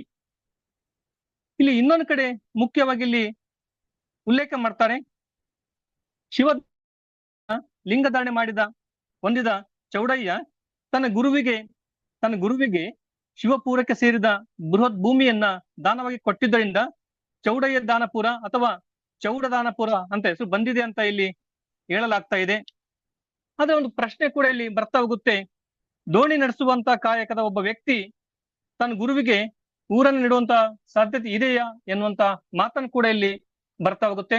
ಇದನ್ನು ಬೇರೆ ಆಯಾಮದಲ್ಲಿ ಕೂಡ ನೋಡಿದಾಗ ಗುತ್ತಲ ಅರಸ, ನಾ ಇದಕ್ಕಿಂತ ಮುಂಚೆ ಕೂಡ ಉಲ್ಲೇಖ ಮಾಡಿದೆ, ಗುತ್ತಲ ಅರಸನ ಸೇನಾಧಿಪತಿಗೆ ಹಾವನ್ನ ಕಚ್ಚಿದಾಗ ಆ ಹಾವಿನ ವಿಷವನ್ನ ಅಂಬಿಗರ ಚೌಡಯ್ಯನವರು ತೆಗಿತಾರೆ. ಹಾಗಾಗಿನೇ ಅದನ್ನ ಕಂಡು ಗುತ್ತಲ ಅರಸ ಇವರಿಗೆ ಭೂಮಿಯನ್ನ ದಾನ ಮಾಡಿದ, ಆ ಭೂಮಿಯನ್ನ ಗುರುಗಳಿಗೆ ಕೊಟ್ಟ ಎನ್ನುವಂತ ಉಲ್ಲೇಖವನ್ನು ಕೂಡ ನಾವಿಲ್ಲಿ ನೋಡ್ತಾ ಹೋಗ್ತೀವಿ. ಅಂದ್ರೆ ಇಲ್ಲಿ ಪರ ವಿರೋಧಗಳನ್ನ ಕೂಡ ಒಂದ್ ಕಡೆ ಹೇಗೆ ಅಂತ ಪ್ರಶ್ನೆ ಬಂದಾಗ ಮತ್ತೊಂದ್ ಕಡೆ ಹೀಗಾಗಿರ್ಬಹುದು ಎನ್ನುವಂತ ಉಲ್ಲೇಖಗಳನ್ನು ಕೂಡ ನಾವಿಲ್ಲಿ ಇವರ ಜೀವನದ ಸಾಧ್ಯತೆಗಳನ್ನ ನಾವಿಲ್ಲಿ ನೋಡ್ತಾ ಹೋಗ್ತೀವಿ. ಇಲ್ಲಿ ಮುಖ್ಯವಾಗಿ ಒಂದು ಶಾಸನವನ್ನ ನಾವಿಲ್ಲಿ ಗಮನಿಸಬಹುದು. MM ಕಲಬುರ್ಗಿ ಅವರು ಅದನ್ನ ದಾಖಲಿಸ್ತಾ ಹೋಗ್ತಾರೆ. ಶಾಸನ ಕ್ರಮ ಒಂದೆಡೆ ಮುನ್ನ ಹಿರಿಯ ಜೋಯಿ ದೇವರಸರು ಚಿಕ್ಕ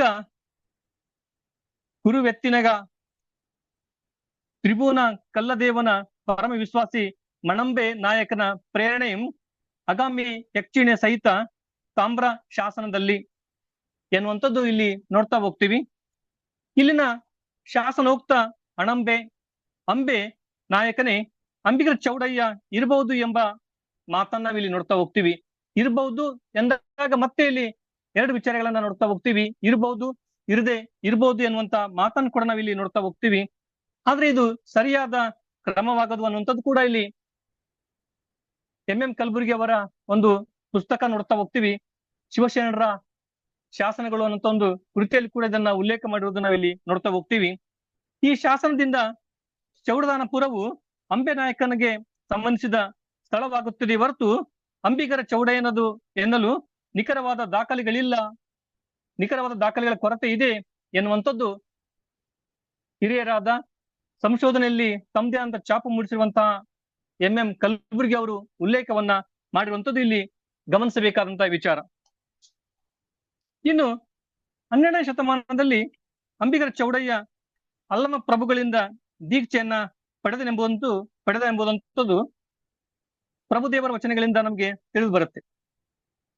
ಯಾವಾಗ ಅಂಬಿಗರ ಚೌಡಯ್ಯ ಅಲ್ಲಮ ಪ್ರಭುಗಳಿಂದ ದೀಕ್ಷೆ ಪಡೆದ ಎನ್ನುವಂಥದ್ದು ಒಂದು ಕಡೆ ನಿಜ ಆದ್ರೆ, ಅದೇ ಸತ್ಯ ಆದ್ರೆ, 13ನೇ ಶತಮಾನದ ಶಿವದೇವರಿಂದ ಗುರುಕರುಣೆ ಪಡೆಯುವ ಪ್ರಸಂಗವೇ ಇಲ್ಲಿ ಬರೋದಿಲ್ಲ ಎನ್ನುವಂತ ಮಾತನ್ನ ನಿಂಗಣ್ಣ SS ನಂದಿಹಳ್ಳಿ ಅವರು ಹೇಳ್ತಾರೆ. ಸೊ ಈ ತರ ನೋಡಿದಾಗ ಈ ಅಂಬಿಗರ ಚೌಡಯ್ಯನೇ ಬೇರೆ, ಆ ಅಂಬಿಗರ ಚೌಡಯ್ಯನೇ ಬೇರೆ, ಅಥವಾ ಆ ಶಿವದೇವ ಯಾರು ಶಿವದೇವನ ಶಿಷ್ಯ ಇದ್ದ ಆ ವ್ಯಕ್ತಿ ಬೇರೆನಾ ಎನ್ನುವಂತ ಪ್ರಶ್ನೆ ಮತ್ತೆ ಇಲ್ಲಿ ಮೂಡುವಂಥದ್ದು ನಾವಿಲ್ಲಿ ನೋಡ್ತಾ ಹೋಗ್ತೀವಿ. ಯಾಕಂದ್ರೆ ಸಂಶೋಧನೆ ಎನ್ನುವಂಥದ್ದೇ ಪ್ರಶ್ನೆಗಳ ತಳಹದಿ ಮೇಲೆ ರೂಪುಗೊಳ್ಳುವಂಥದ್ದು ನಾವಿಲ್ಲಿ ನೋಡ್ತಾ ಹೋಗ್ತೀವಿ. ಹಾಗಾಗಿನೇ ಇನ್ನು ಮುಖ್ಯವಾಗಿ ಗಮನಿಸಬೇಕಾದ ವಿಚಾರ ಅಂತಂದ್ರೆ, ಅಂಬಿಗರ ಚೌಡಯ್ಯನವರು ತಮ್ಮ ವಚನಗಳಲ್ಲಿ ಎಲ್ಲಿ ಕೂಡ ಯಾವ ವಚನಗಳಲ್ಲಿ ಕೂಡ ಅವರು ತಮ್ಮ ಗುರುಗಳ ಬಗ್ಗೆ ಪ್ರಸ್ತಾಪ ಮಾಡಿದಿರುವಂತದ್ದು ತುಂಬಾ ಅನುಮಾನಕ್ಕೆ ಎಡೆ ಮಾಡಿಕೊಡುತ್ತೆ. ಯಾಕಂದ್ರೆ ಅವರ ವಚನಗಳಲ್ಲಿ ಸಮಾಜಮುಖಿಯಾಗಿ ನೋಡ್ತಾ ಹೋಗ್ತೀವಿ, ಗುರುಗಳು ಹೇಗಿರ್ಬೇಕು ಅಂತ ನೋಡ್ತಾ ಹೋಗ್ತೀವಿ, ಮಠಾಧೀಶರು ಹೇಗಿರ್ಬೇಕು ಅಂತ ನೋಡ್ತಾ ಹೋಗ್ತೀವಿ, ಮೌಢ್ಯದ ಬಗ್ಗೆ ನೋಡ್ತಾ ಹೋಗ್ತೀವಿ, ಅನ್ಯಾಯ ವಿರುದ್ಧ ಪ್ರತಿಭಟನೆ ಮಾಡುವಂತ ನಾವು ನೋಡ್ತಾ ಹೋಗ್ತೀವಿ. ಇಂಥ ಅಂಬಿಗರ ಚೌಡಯ್ಯ ತನ್ನ ವಚನಗಳಲ್ಲಿ ಎಲ್ಲಿ ಕೂಡ ಶಿವದೇವರ ಬಗ್ಗೆ ಯಾಕೆ ಪ್ರಸ್ತಾಪ ಮಾಡಿಲ್ಲ ಎನ್ನುವಂಥದ್ದು ಬಹುದೊಡ್ಡದಾಗಿ ಸಂಶೋಧನೆ ವಲಯವನ್ನ ಕಾಡುವಂತ ಬಹುದೊಡ್ಡ ಪ್ರಶ್ನೆ ಇದು. ಯಾಕೆ ಮಾಡಿಲ್ಲ ಎನ್ನುವಂತ ನಿಟ್ಟಿನಲ್ಲಿ ನಾವು ಸಂಶೋಧನೆಯನ್ನ ಮಾಡಿದಾಗ ಬೇರೆ ಬೇರೆ ನಿಟ್ಟಿನಲ್ಲಿ ನಮ್ಗೆ ಉತ್ತರ ನಮ್ಗೆ ಸಿಗ್ಬಹುದು ಅಂತ ನಾನು ಇಲ್ಲಿ ಹೇಳಕ್ಕೆ ಇಷ್ಟಪಡ್ತೇನೆ. ಇನ್ನು ಡಾಕ್ಟರ್ ದೇವೇಂದ್ರ ಕುಮಾರ್ ಸಿ ಹಕಾರಿ ಅವರನ್ನು ಕಡೆ ಹೇಳ್ತಾರೆ, ವಚನಕಾರ ಅಂಬಿಗರ ಚೌಡಯ್ಯನೇ ಬೇರೆ, ಶಿವದೇವರಿಗೆ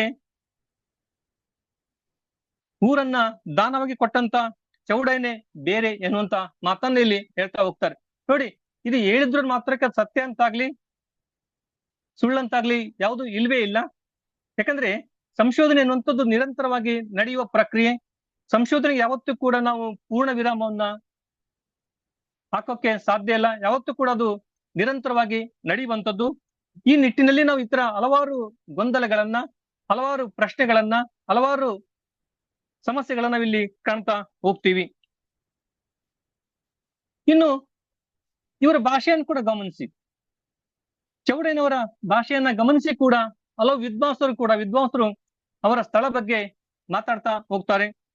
ವಿಶೇಷವಾಗಿ ಡಾಕ್ಟರ್ ಗುರ್ಲಿಂಗಪ್ಪ ದಬಾಲಿ ಅವರು ಹೇಳ್ತಾರೆ, ಚೌಡಯ್ಯನವರ ಭಾಷೆಯನ್ನು ಗಮನಿಸಿದ್ರೆ ಉತ್ತರ ಕರ್ನಾಟಕದ ವಿಶೇಷವಾಗಿ ಬೀದರ್ ಜಿಲ್ಲೆಯವರು ಇರ್ಬೋದು ಎನ್ನುವಂತ ಮಾತುಗಳನ್ನು ಕೂಡ ಇಲ್ಲಿ ಹೇಳ್ತಾ ಹೋಗ್ತಾರೆ. ಯಾಕಂದ್ರೆ ಇವರ ಭಾಷೆಯಲ್ಲಿ ಈ ಬೀದರ್ ಭಾಷೆಯ ಹಲವು ಉಲ್ಲೇಖಗಳನ್ನ ನಾವು ಕಾಣ್ತಾ ಹೋಗ್ತೀವಿ.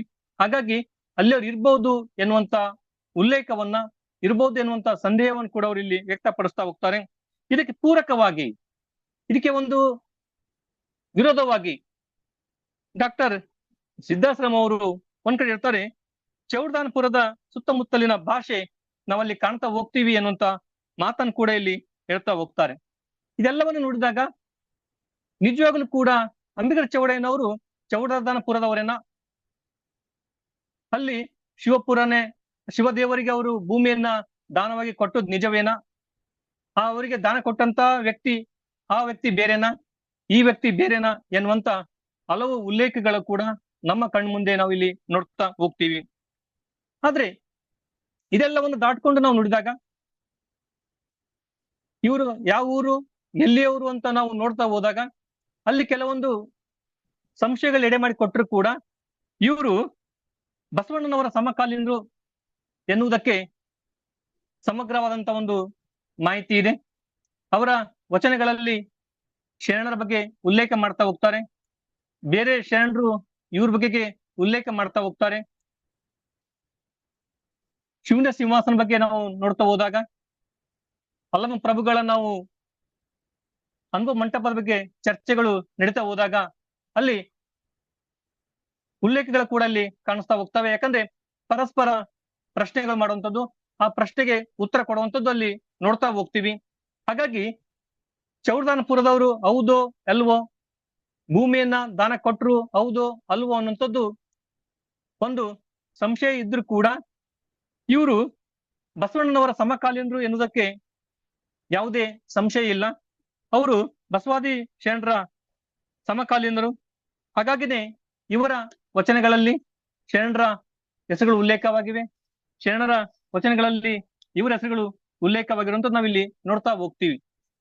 ಇನ್ನು ಮುಖ್ಯವಾಗಿ ಏನಂದ್ರೆ, ಒಬ್ಬ ಐತಿಹಾಸಿಕ ವ್ಯಕ್ತಿಯನ್ನ ಪವಾಡಗಳು ಬಂದು ಮುತ್ತಿಕ್ಕಿದಾಗ, ಐತಿಹಾಸಿಕ ವ್ಯಕ್ತಿ ಬಗೆಗೆ ಪವಾಡಗಳು ಮುತ್ತಿಕ್ಕಿದಾಗ, ದಂತಕಥೆಗಳು ಹುಟ್ಕೊಂಡಾಗ ಏನಾಗುತ್ತೆ, ಇತಿಹಾಸ ಹಿನ್ನೆಲೆಗೆ ಸರಿತಾ ಹೋಗುತ್ತೆ. ಇಲ್ಲಿ ಇವ್ರ ಬಗ್ಗೆ ಕೂಡ ನೋಡ್ತಾ ಹೋಗ್ತೀವಿ. ಇವರು ಕ್ಷಯರೋಗವನ್ನ, ಕುಷ್ಠರೋಗವನ್ನ ಗುಣ ಮಾಡ್ತಿದ್ರು ಎನ್ನುವಂತ ಉಲ್ಲೇಖಗಳನ್ನು ಕೂಡ ನಾವಿಲ್ಲಿ ನೋಡ್ತಾ ಹೋಗ್ತೀವಿ. ಯಾಕಂದ್ರೆ ಅಭಿಮಾನ ಇರ್ಬೇಕು.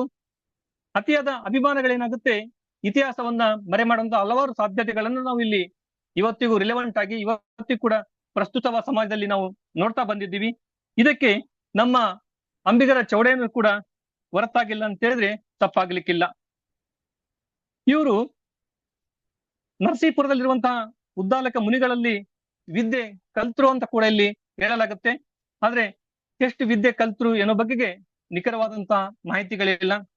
ಈ ಎಲ್ಲಾ ನೆಲೆಯಲ್ಲಿ ಅವ್ರ ಬಗೆಗೆ ಸಂಶೋಧನಾತ್ಮಕವಾಗಿ ನಾವು ನೋಡ್ತಾ ಹೋದಾಗ ಹಲವಾರು ಪ್ರಶ್ನೆಗಳು ಮೂಡ್ತಾ ಹೋಗ್ತವೆ. ಪ್ರಶ್ನೆಗಳು ಮೂಡಿದ ಮಾತ್ರಕ್ಕೆ ಅವ್ರ ಬಗೆಗೆ ಗೌರವ ಇಲ್ಲ ಅಂತಾಗ್ಲಿ ಅಲ್ಲ. ಅವ್ರ ಬಗೆಗೆ ನಿಜವಾಗ್ಲೂ ಕೂಡ ಗೌರವ ಇಟ್ಕೊಂಡೇ ಈ ಪ್ರಶ್ನೆಗಳನ್ನ ಮಾಡ್ಬೇಕಾಗಿದೆ. ಈ ಪ್ರಶ್ನೆಗಳ ನೆಲೆಯಲ್ಲಿ ನಾವು ಅವರ ಸ್ಥಳವನ್ನ ಅರಸುವ, ಒಪ್ಪಿಕೊಳ್ಳುವ, ಅಪ್ಪಿಕೊಳ್ಳುವ ಪ್ರಯತ್ನವನ್ನ ಮಾಡಬೇಕಾಗಿದೆ. ಒಂದ್ ವೇಳೆ ನಿಜವಾಗ್ಲೂ ಕೂಡ ಈ ಚೌಡದಾನಪುರವೇ ಸತ್ಯವಾಗಿದ್ದಲ್ಲಿ, ಅಂದ್ರೆ ಸಮಗ್ರವಾದಂತ ಮಾಹಿತಿ ಸಿಕ್ಕದ್ದೇ ಆದ್ರೆ ಅದನ್ನ ತುಂಬು ಮನಸ್ಸಿಂದ ಒಪ್ಪಿಕೊಳ್ಳುವಂತ ಕೆಲಸ ಕೂಡ ನಾವಿಲ್ಲಿ ಮಾಡ್ಬೇಕಾಗಿದೆ. ಈ ನೆಲೆಯಲ್ಲಿ ಹೆಚ್ಚೆಚ್ಚು ಸಂಶೋಧನೆ ಆಗ್ಬೇಕು ಎನ್ನುವಂಥದ್ದು ನನ್ನ ಒಂದು ಮನದಾಳದ ಮಾತು. ಇಲ್ಲಿವರೆಗೆ ನನ್ನ ವಿಚಾರಗಳನ್ನ ಹಂಚಿಕೊಳ್ಳೋಕೆ ಅವಕಾಶ ಮಾಡಿಕೊಟ್ಟಂತಹ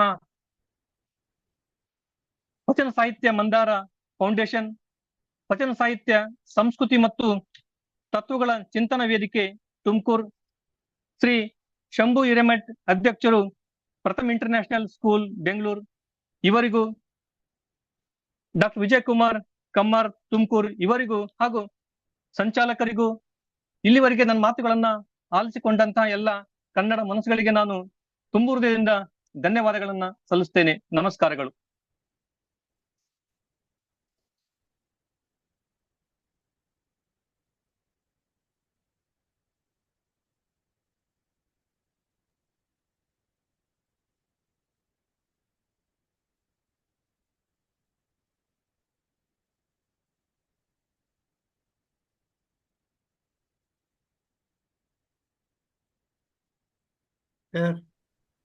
ಒಂದು ಸಂಶೋಧನಾತ್ಮಕ ಉಪನ್ಯಾಸವನ್ನ ನಮಗೆ ಉಣಬಡಿಸಿದ್ದೀರಿ. ಅದಕ್ಕಾಗಿ ನಮಗೆ ಧನ್ಯವಾದಗಳನ್ನು ಹೇಳ್ತಾ, ಅನೇಕ ವೃತ್ತಾಂತಗಳನ್ನ ತಿಳಿಸ್ತಾ, ಅದರಲ್ಲಿರುವ ಪ್ರಶ್ನೆಗಳನ್ನ ಕೆದಕ್ತಾ, ಒಬ್ಬ ಸಂಶೋಧಕನಿಗೆ, ಒಬ್ಬ ವಿದ್ವಾಂಸನಿಗೆ ಯಾವ ಜಿಜ್ಞಾಸೆ ಇರಬೇಕು, ಯಾವ ಕುತೂಹಲ ಇರಬೇಕು ಅನ್ನೋದನ್ನ ತಮ್ಮಿಂದ ನೋಡಿ ಕಲಿಬೇಕು ಅಂತಕ್ಕಂಥ ವಿಚಾರವನ್ನು ತಿಳಿಸ್ತಾ, ಈಗ ಸಂವಾದದ ಕಾರ್ಯಕ್ರಮದಲ್ಲಿ ಭಾಗವಹಿಸಿರೋರು ತಮ್ಮ ಅನಿಸಿಕೆ ಅಭಿಪ್ರಾಯಗಳನ್ನ ಹೇಳಬೇಕು ಅಂತ ನಾನು ಕೇಳ್ಕೊತೀನಿ. ಮೊದಲನೇದಾಗಿ ಸೋಮಶೇಖರ್ NC ಮಸ್ಕಟ್ನಿಂದ ಜಾಯ್ನ್ ಆಗಿದ್ದಾರೆ.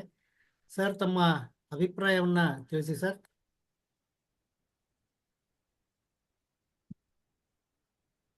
ಶಿವಪ್ರಕಾಶ್ ಸರ್.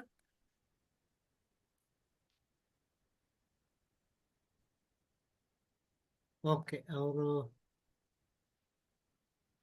ಸರ್ ಗುರುಪ್ರಸಾದ್ ಕುಚ್ಚಂಗಿ ಅವರು ಮಾತನಾಡ್ಬೋದಾ?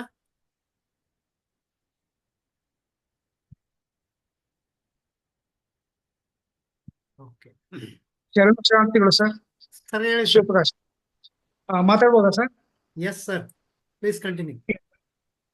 ಡಾಕ್ಟರ್ ಮಲ್ಲಿನಾಥ್ ಎಸ್ ತಳವಾರ ಅವರ ಒಂದು ಬಹಳ ವಿದ್ವತ್ಪೂರ್ಣವಾದಂತಹ ಉಪನ್ಯಾಸನ ನಾವು ಕೇಳಿದ್ವು. ಪ್ರಾಯಶಃ ಈ ವೇದಿಕೆಯಲ್ಲಿ ನಡೆದಂತಹ ಬೇರೆ ಬೇರೆಯಾದಂತಹ ಉಪನ್ಯಾಸಗಳಿಗಿಂತ ಇದು ಭಿನ್ನವಾದ ರೀತಿಯಲ್ಲಿ ಮೂಡಿ ಬಂದಿದ್ದು ಈ ಉಪನ್ಯಾಸದ ವಿಶೇಷತೆ ಅಂತ ನಾನು ಭಾವಿಸ್ತೇನೆ. ನಾವಿಲ್ಲಿ ಸಾಮಾನ್ಯವಾಗಿ ಶರಣರ ವಚನಗಳನ್ನು ವಿಶ್ಲೇಷಣೆ ಮಾಡುವುದಿದೆ, ಶರಣರ ವಚನಗಳ ಆಳ ಅರಿವಿಗೆ ಇಳಿಯುವುದಿದೆ. ಆದರೆ ಶರಣರ ಇತಿಹಾಸದ ಬಗ್ಗೆ, ಶರಣರ ವಿವರಗಳ ಬಗ್ಗೆ ನಾವು ಈ ವೇದಿಕೆಯಲ್ಲಿ ಹೆಚ್ಚು ಚರ್ಚೆ ಮಾಡಿದಂತಹ ನೆನಪು ನನಗಿಲ್ಲ. ಆದರೆ ಅಂತಹ ಒಂದು ಅವಶ್ಯಕವಾದಂತಹ ಚರ್ಚೆಯನ್ನ ಡಾಕ್ಟರ್ ಮಲ್ಲಿನಾಥ್ ಅವರು ಈ ವೇದಿಕೆಯಲ್ಲಿ ನಮಗೆ ಕಟ್ಟಿಕೊಟ್ಟಿದ್ದಾರೆ. ನಾವು ಈಗಾಗಲೇ ಬಹಳಷ್ಟು ಬಾರಿ ಇದ್ದೇವೆ. ಶರಣರನ್ನ ಕಾಡುತ್ತಿರುವಂತಹ ಒಂದು ವಿಷಯ ಅಂತಂದ್ರೆ ಶರಣರ ಬಗ್ಗೆ ನಮ್ಮನ್ನ ಕಾಡುತ್ತಿರುವಂತಹ ಒಂದು ವಿಷಯ ಅಂತ ಹೇಳಿದ್ರೆ ಅವರ ಬಗ್ಗೆ ಲಭ್ಯವಿಲ್ಲದೆ ಹೋದಂತಹ ಐತಿಹಾಸಿಕ ಅಂಶಗಳು. ಇದಕ್ಕೆ ಹತ್ತಾರು ಕಾರಣಗಳು ಇದ್ದಿರಬಹುದಾದ್ರೂ ಕೂಡ ನಾವು ಪದೇ ಪದೇ ಒಂದು ಕಾರಣವನ್ನ ಬಹಳ ಪ್ರಮುಖವಾಗಿ ಉಲ್ಲೇಖಿಸ್ತಾ ಹೋಗ್ತೇವೆ. ಅದು ಅಂತ ಹೇಳಿದ್ರೆ ರಾಜಾಶ್ರಯ ಇಲ್ಲದಂತೆ ಬೆಳೆದಂತಹ ಒಂದು ಶರಣ ಚಳವಳಿ, ರಾಜಪ್ರಭುತ್ವದ ವಿರುದ್ಧವಾಗಿ ಪ್ರಜಾಪ್ರಭುತ್ವದ ಆಶೋತ್ತರಗಳನ್ನ ತನ್ನ ಎದೆಯಲ್ಲಿ ತುಂಬಿಕೊಂಡು ನಡೆದಂತಹ ಚಳವಳಿ ಇದ್ದಾದ್ದರಿಂದ ಆ ಹೊತ್ತಿನ ಯಾವ ರಾಜತ್ವವೂ ಕೂಡ ಇದಕ್ಕೆ ಬೆಂಬಲವನ್ನು ಕೊಡಲಿಲ್ಲ. ಆ ಹೊತ್ತಿನ ಶಾಸನಗಳಲ್ಲಿ, ಶಿಲೆಗಳಲ್ಲಿ, ಐತಿಹಾಸಿಕ ದಾಖಲೆಗಳಲ್ಲಿ, ಅರಸೊತ್ತಿಗೆಗಳಲ್ಲಿ ಶರಣರ ಬಗ್ಗೆ ಯಾವ ವಿವರಗಳು ನಮಗೆ ದೊರೆಯುವುದಿಲ್ಲ. ಇದು ಪ್ರಾಯಶಃ ಶರಣರನ್ನು ಅರ್ಥೈಸಿಕೊಳ್ಳೋದಿಕ್ಕೆ ನಮಗೆ ಇರುವಂತಹ ಬಹಳ ದೊಡ್ಡ ತೊಡಕು ಅಂತೇಳಿ ನಾನು ಭಾವಿಸ್ತೇನೆ. ಹಾಗಾಗಿ ಇವತ್ತು ಶರಣರಾದಂತಹ ಅಂಬಿಗರ ಚೌಡಯ್ಯನವರ ಬಗ್ಗೆಯೂ ಕೂಡ ಇಂಥದ್ದೇ ಒಂದು ಸಂದಿಗ್ಧತೆ ನಮ್ಮನ್ನ ಕಾಡ್ತಾ ಇದೆ. ಆದ್ರೆ ಈ ಸಂದಿಗ್ಧತೆ ಪ್ರಾಯಶಃ ಡಾಕ್ಟರ್ ಮಲ್ಲಿನಾಥ್ ಎಸ್ ತಳವಾರ ಅಂತಹ ಸಂಶೋಧಕರನ್ನ ಹೆಚ್ಚು ತಗಲಿದರೆ ಅವರಿಗೆ ಹೆಚ್ಚು ಅದು ನನ್ನಂತ ಒಬ್ಬ ಶರಣ ತತ್ವಗಳ ಹಿಂಬಾಲಕನಿಗೆ ಇಲ್ಲಿ ನನಗೆ ಮುಖ್ಯವಾಗುವಂಥದ್ದು ಶರಣರು ಏನು ತಮ್ಮ ವಚನಗಳಲ್ಲಿ ಹೇಳಿ ಹೋಗಿದ್ದಾರೆ ಎನ್ನುವಂತಹ ಒಂದು ವಿಷಯ. ಯಾಕೆಂದ್ರೆ ಅದರ ಬಗ್ಗೆ ನಾನು ಹೆಚ್ಚು ಜಿಜ್ಞಾಸೆ ಉಳ್ಳವನಾಗಿರ್ತೇನೆ. ಶರಣರು ಚೌಡದಾನಪುರದಿಂದ ಬಂದಿದ್ದಾರೋ ಅಥವಾ ಶಿವಪುರದಿಂದ ಬಂದಿದ್ದಾರೋ ಇದು ನನ್ನಂತ ಒಬ್ಬ ಅಭ್ಯಾಸಿಗೆ ಅಷ್ಟೊಂದು ಪ್ರಮುಖವಾಗಿ ಕಾಣೋದಿಲ್ಲ. ಇದು ಬಹಳ ಮುಖ್ಯವಲ್ಲ ಅಂತ ಹೇಳಿ ನಾನು ಯಾವತ್ತೂ ಹೇಳೋದಿಲ್ಲ. ಆದ್ರೆ ನಾನು ಶರಣನನ್ನ ನೋಡುವಂತಹ ದೃಷ್ಟಿಕೋನ ಪ್ರಾಯಶಃ ನಮ್ಮ ಸಂಶೋಧಕರು ನೋಡುವಂತಹ ದೃಷ್ಟಿಕೋನಕ್ಕಿಂತ ವಿಭಿನ್ನವಾಗಿದೆ ಅನ್ನುವ ಕಾರಣಕ್ಕಾಗಿ ಈ ಮಾತನ್ನ ನಾನು ಹೇಳ್ತಾ ಇದ್ದೇನೆ. ನೋಡಿ, ಇಲ್ಲಿ ಒಂದು ವಚನ ಇದೆ, ಅದು ನಮ್ಮ ಅಂಬಿಗರ ಚೌಡಯ್ಯನ ವಚನ. ವಲಯ ವಲಯ ಎಂದೆಡೆ, ಇದು ತುಂಬಾ ಸ್ವಲ್ಪ ದೀರ್ಘವಾದಂತಹ ವಚನ. ವಲಯ ವಲಯ ಎಂದೆಡೆ ವಲಯರೆಂತರಪ್ಪರಯ್ಯ, ವಲಯ ಹೊರಕೇರಿಯಲ್ಲಿರುವನು ಊರೊಳಗಿಲ್ಲವೇ ಅಯ್ಯ ಹೊಲೆಯರು. ತಾಯಿಗೆ ಬೈದವನೇ ಹೊಲೆಯ, ತಂದೆಗೆ ಉತ್ತರ ಕೊಟ್ಟವನೇ ಹೊಲೆಯ, ತಂದೆಗೆ ಬೈದವನೇ ಹೊಲೆಯ, ಕೊಡುವ ದಾನಕ್ಕೆ ಅಡ್ಡ ಬಂದವನೇ ಹೊಲೆಯ, ನಡೆವ ದಾರಿಗೆ ಮುಳ್ಳ ಹಚ್ಚಿದವನೇ ಹೊಲೆಯ, ಬ್ರಾಹ್ಮಣನ ಕುತ್ತಿಗೆಯ ಕೊಯ್ದವನೇ ಹೊಲೆಯ, ಹತ್ತು ಆಡಿದರೆ ಒಂದು ನಿಜವಿಲ್ಲದವನೇ ಹೊಲೆಯ, ಚಿತ್ತದಲ್ಲಿ ಪರಸತಿಯ ಬಯಸಿದವನೇ ಹೊಲೆಯ, ಲಿಂಗ ಮುದ್ರೆಯ ಕಿತ್ತಿದವನೇ ಹೊಲೆಯ, ಲಿಂಗವ ಬಿಟ್ಟು ತಿರುಗುವವನೇ ಹೊಲೆಯ, ಧರ್ಮದ ಮಾಡದವನೇ ಹೊಲೆಯ, ಬಸವನ ಕೊಂದವನೇ ಹೊಲೆಯ, ಬಸವನ ಇರಿದವನೇ ಹೊಲೆಯ, ಲಿಂಗ ಪೂಜೆಯ ಮಾಡದವನೇ ಹೊಲೆಯ, ಇಂತಪ್ಪ ಹೊಲೆಯರು ಊರ ತುಂಬ ಇರಲಾಗಿ ಹೊರಕೇರಿಯವರಿಗೆ ಹೊಲೆಯರಿರಬಹುದೇ ಅನ್ನುವಂತಹ ಒಂದು ವಚನ. ಇನ್ನೂ ಸ್ವಲ್ಪ ಇದು ಉದ್ದವಾಗುತ್ತಾ ಹೋಗುತ್ತೆ ವಚನ. ಇಲ್ಲಿ ನೋಡಿ, ಇದು ನನಗೆ ಬಹಳ ಮುಖ್ಯವಾಗುವಂತಹ ಅಂಶ.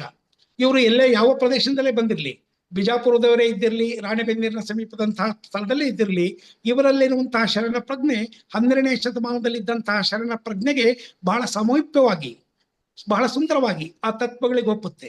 ಈ ಕಾರಣದಿಂದ ಕೂಡ ಪದೇ ಪದೇ ಡಾಕ್ಟರ್ ಮಲ್ಲಿನಾಥ್ ಅವರು ಹೇಳಿದಾಗೆ ಇವರು ಅನುಭವ ಕಂಟಕದ ಕಾಲದಲ್ಲಿದ್ದಂತಹ ಶರಣರು ಅಂತೇಳಿ ನಿಸ್ಸಂದೇಹವಾಗಿ ನಾವು ಹೇಳ್ಬೋದು. ಆ ಹೊತ್ತಿನ ಶರಣರಲ್ಲಿ ಮೂಡಿದಂತಹ ವಿಚಾರಗಳ ಒಂದು ಧ್ವನಿ ಆ ಹೊತ್ತಿನಲ್ಲಿ ವರ್ಣಾಶ್ರಮವನ್ನ ತೀವ್ರವಾಗಿ ತಿರಸ್ಕರಿಸಿದಂತಹ ಶರಣರ ಮನೋಸ್ಥಿತಿ ಅಂಬಿಗರ ಚೌಡಯ್ಯನಲ್ಲೂ ಕೊಡುಗೆ ನಮಗೆ ಒಡೆದು ಕಾಣುತ್ತೆ. ಈ ಕಾರಣದಿಂದಾಗಿ ಅಂಬಿಗ ಚೌಡಯ್ಯ ನನ್ನಂಥವನಿಗೆ ಮುಖ್ಯನಾಗ್ತಾ ಹೋಗ್ತಾನೆ. ಹಾಗಾಗಿ ಇದು ಬಹಳ ಮೌಲಿಕವಾದಂತಹ ಒಂದು ಉಪನ್ಯಾಸ ಅಂತೇಳಿ ನಾನು ಭಾವಿಸ್ತೇನೆ. ಶರಣರ ಬಗ್ಗೆ ನಾವು ಅವರ ವಚನಗಳ ಬಗ್ಗೆ ಅರಿವನ್ನು ಇಟ್ಕೊಳ್ಳುವ ಒಟ್ಟೊಟ್ಟಿಗೆ ಅವರ ಹಿನ್ನೆಲೆ, ಅವರು ಬಂದಂತಹ ಪರಿಚಯಗಳ ಬಗ್ಗೆ ನಾವು ಹೆಚ್ಚು ಹೆಚ್ಚು ತಿಳಿತಾ ಹೋದ್ರೆ ಪ್ರಾಯಶಃ ಶರಣರು ನಮಗೆ ಕಟ್ಟಿಕೊಟ್ಟಿರುವ ವಚನಗಳ ಅರ್ಥೈಸಿಕೆಯನ್ನ ಬಹಳಷ್ಟು ವಿಸ್ತಾರವಾಗಿ ತಿಳಿಯಲಿಕ್ಕೆ ಸಾಧ್ಯವಾಗುತ್ತೆ. ಕೇವಲ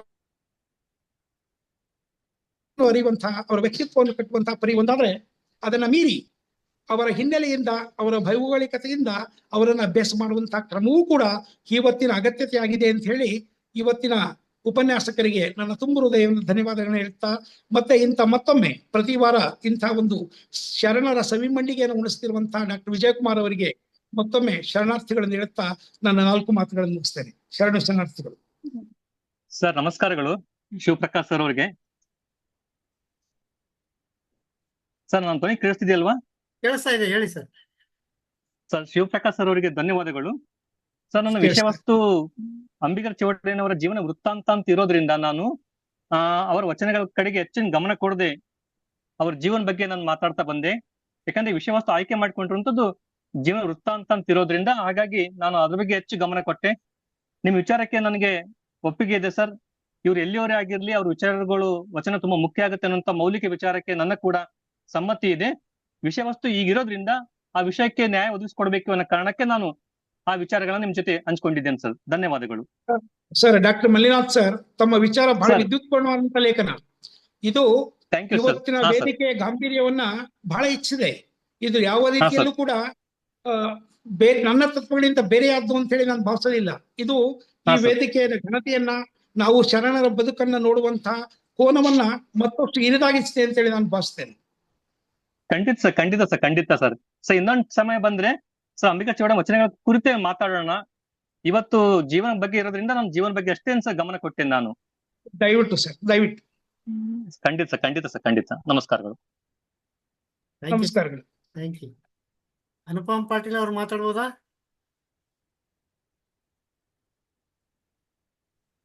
ಹಾ ಸರ್. ಹೇಳ್ರಿ. ಒಂದ್ ಕಡೆ ನಾನು ಎಲ್ಲೋ ಓದಿದ್ದೆ ರೀ, ಬಸವಣ್ಣವ್ರಿಗೆ ಅಂಬಿಗರ ಚೌಡಯ್ಯನವರು ಒಂದು ನದಿ ದಾಟುವಾಗ ಸಿಗ್ತಾರ. ಅವಾಗ ಅವ್ರನ್ನೆಲ್ಲ ನೋಡಿ ಅನುಭವ ಕಲ್ಯಾಣಕ್ಕೆ ಕರ್ಕೊಂಡ್ ಬರ್ತಾರ ಅಂತ. ಇದನ್ನ ನೋಡಿದ್ರೆ ಅವರು ಬಿಜಾಪುರ ಕಡೆಯವರೇ ಇರ್ಬೋದು ಅನ್ನಿಸ್ತೈತ. ಬಿಜಾಪುರ ಬೀದರ್ ಕಡೆಯವರೇ ಅಂತ. ಯಾಕಂದ್ರೆ ಇಲ್ಲೇ ರಾಣೆಬೆನ್ನೂರು ಚೌಡಾನ್ಪುರದವ್ರು ಅಲ್ಲಿ ನದಿನೂ ಇರ್ಬೋದು. ಅವ್ರು ಬಸವಣ್ಣವ್ರು ಈ ಕಡೆ ಬಂದಿರ್ಲಿಕ್ಕಿಲ್ಲ ಆಗ ಅವರು.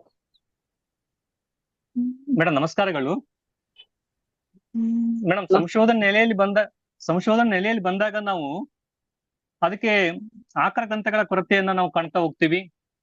ಇನ್ನೊಬ್ರು ಒಂದು ಪುಸ್ತಕ ಇದೆ ಅಂಬಿಗರ ಚೌಡಯ್ಯನವ್ರದ್ದು, ಒಂದು ರೀತಿಯಲ್ಲಿ ಪುರಾಣ ರೂಪದಲ್ಲಿ ಬರೆದಿದ್ದಾರೆ.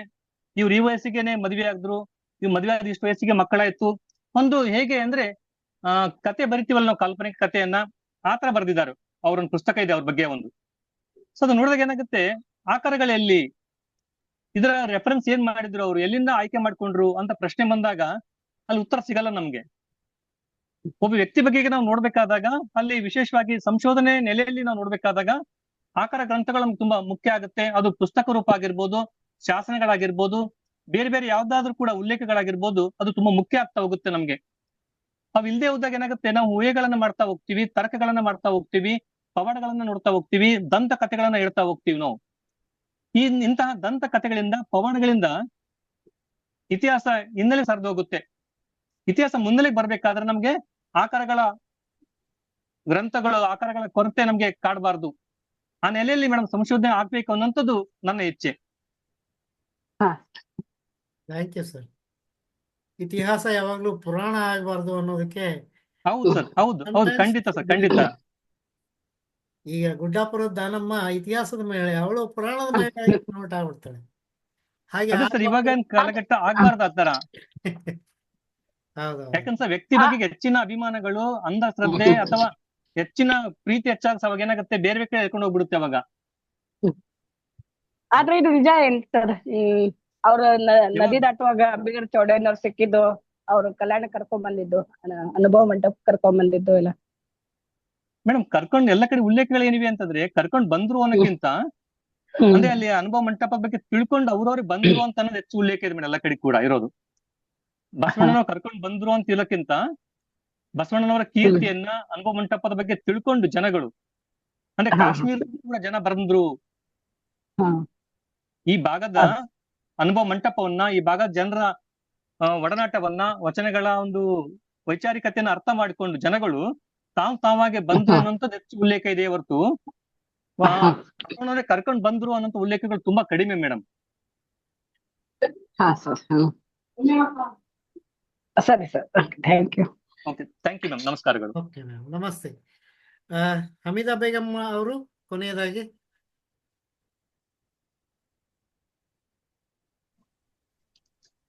ಹಲೋ, ಮಾತಾಡಿ ಮೇಡಮ್ ನಮಸ್ಕಾರ. ನಮಸ್ಕಾರ ಸರ್, ಹೇಗಿದ್ದೀರಾ? ಆರಾಮಾಗಿದ್ದೀರಾ? ಹಾ ಮೇಡಮ್, ಆರಾಮಿದ್ದೀವಿ ಮೇಡಮ್. ತಾವ್ ಹೇಗಿದ್ದೀರಾ? ಚೆನ್ನಾಗಿದ್ದೀನಿ ಸರ್. ಹಾ ಮೇಡಮ್. ನಮ್ಮ ಗುರುಗಳು ನೀವು. ಇಲ್ಲ ಮೇಡಮ್, ತುಂಬಾ ದೊಡ್ಡ ಮಾತು. ನಮ್ಮ ಗಜಲ್ ಗುರುಗಳು, ನಮ್ಮ ಸಾಹಿತ್ಯ ಗುರುಗಳು. ಇಲ್ಲ ಮೇಡಮ್, ತುಂಬಾ ದೊಡ್ಡ ಮಾತು. ನಮ್ಮ ಪ್ರೀತಿ ಇಲ್ಲ. ದೊಡ್ಡದು. ನಮ್ಮ ಹಾ ಮೇಡಮ್. ಮಲ್ಲಿನಾಥ್ ಸರ್ ಮಾತಾಡ್ತಾ ಇದ್ರೆ ಹಾಗೇ ಕೇಳ್ಕೋತಾ ಇರ್ಬೇಕು ಅನ್ನುವಂತಹದ್ದು ಅವರ ವಿಚಾರ ಸರಣಿಗಳು. ಬಹಳ ಸ್ಟೆಪ್ ವೈಸ್ ಬಹಳ ಸುಂದರವಾಗಿ ಹೇಳುವಂತಹದ್ದು ಅವರ ಕಲೆ. ನಿಜಕ್ಕೂ ಮೆಚ್ಚುವಂಥದ್ದು. ಮತ್ತು ಅವರ ಒಂದು ಆ ಸಾಹಿತ್ಯದಲ್ಲಿ ಇರ್ತಕ್ಕಂತ ಒಂದು ಆಸಕ್ತಿ, ಮತ್ತು ಸುಮ್ನೆ ಮೇಲ್ಮೇಲೆ ಅವ್ರು ಮಾತಾಡಂಗಿಲ್ಲ. ಯಾವುದು ಎಲ್ಲ ಆಳವಾದ ಅಧ್ಯಯನ, ಸಂಶೋಧನಾತ್ಮಕವಾಗಿ ಅವರು ತಮ್ಮ ವಿಚಾರಗಳನ್ನ ಮಂಡಿಸ್ತಾರೆ. ಇವತ್ತು ಬಹಳ ಸುಂದರವಾಗಿ ನೀವು ಚೌಡಯ್ಯನವ್ರ ಬಗ್ಗೆ ಹೇಳಿದ್ರಿ.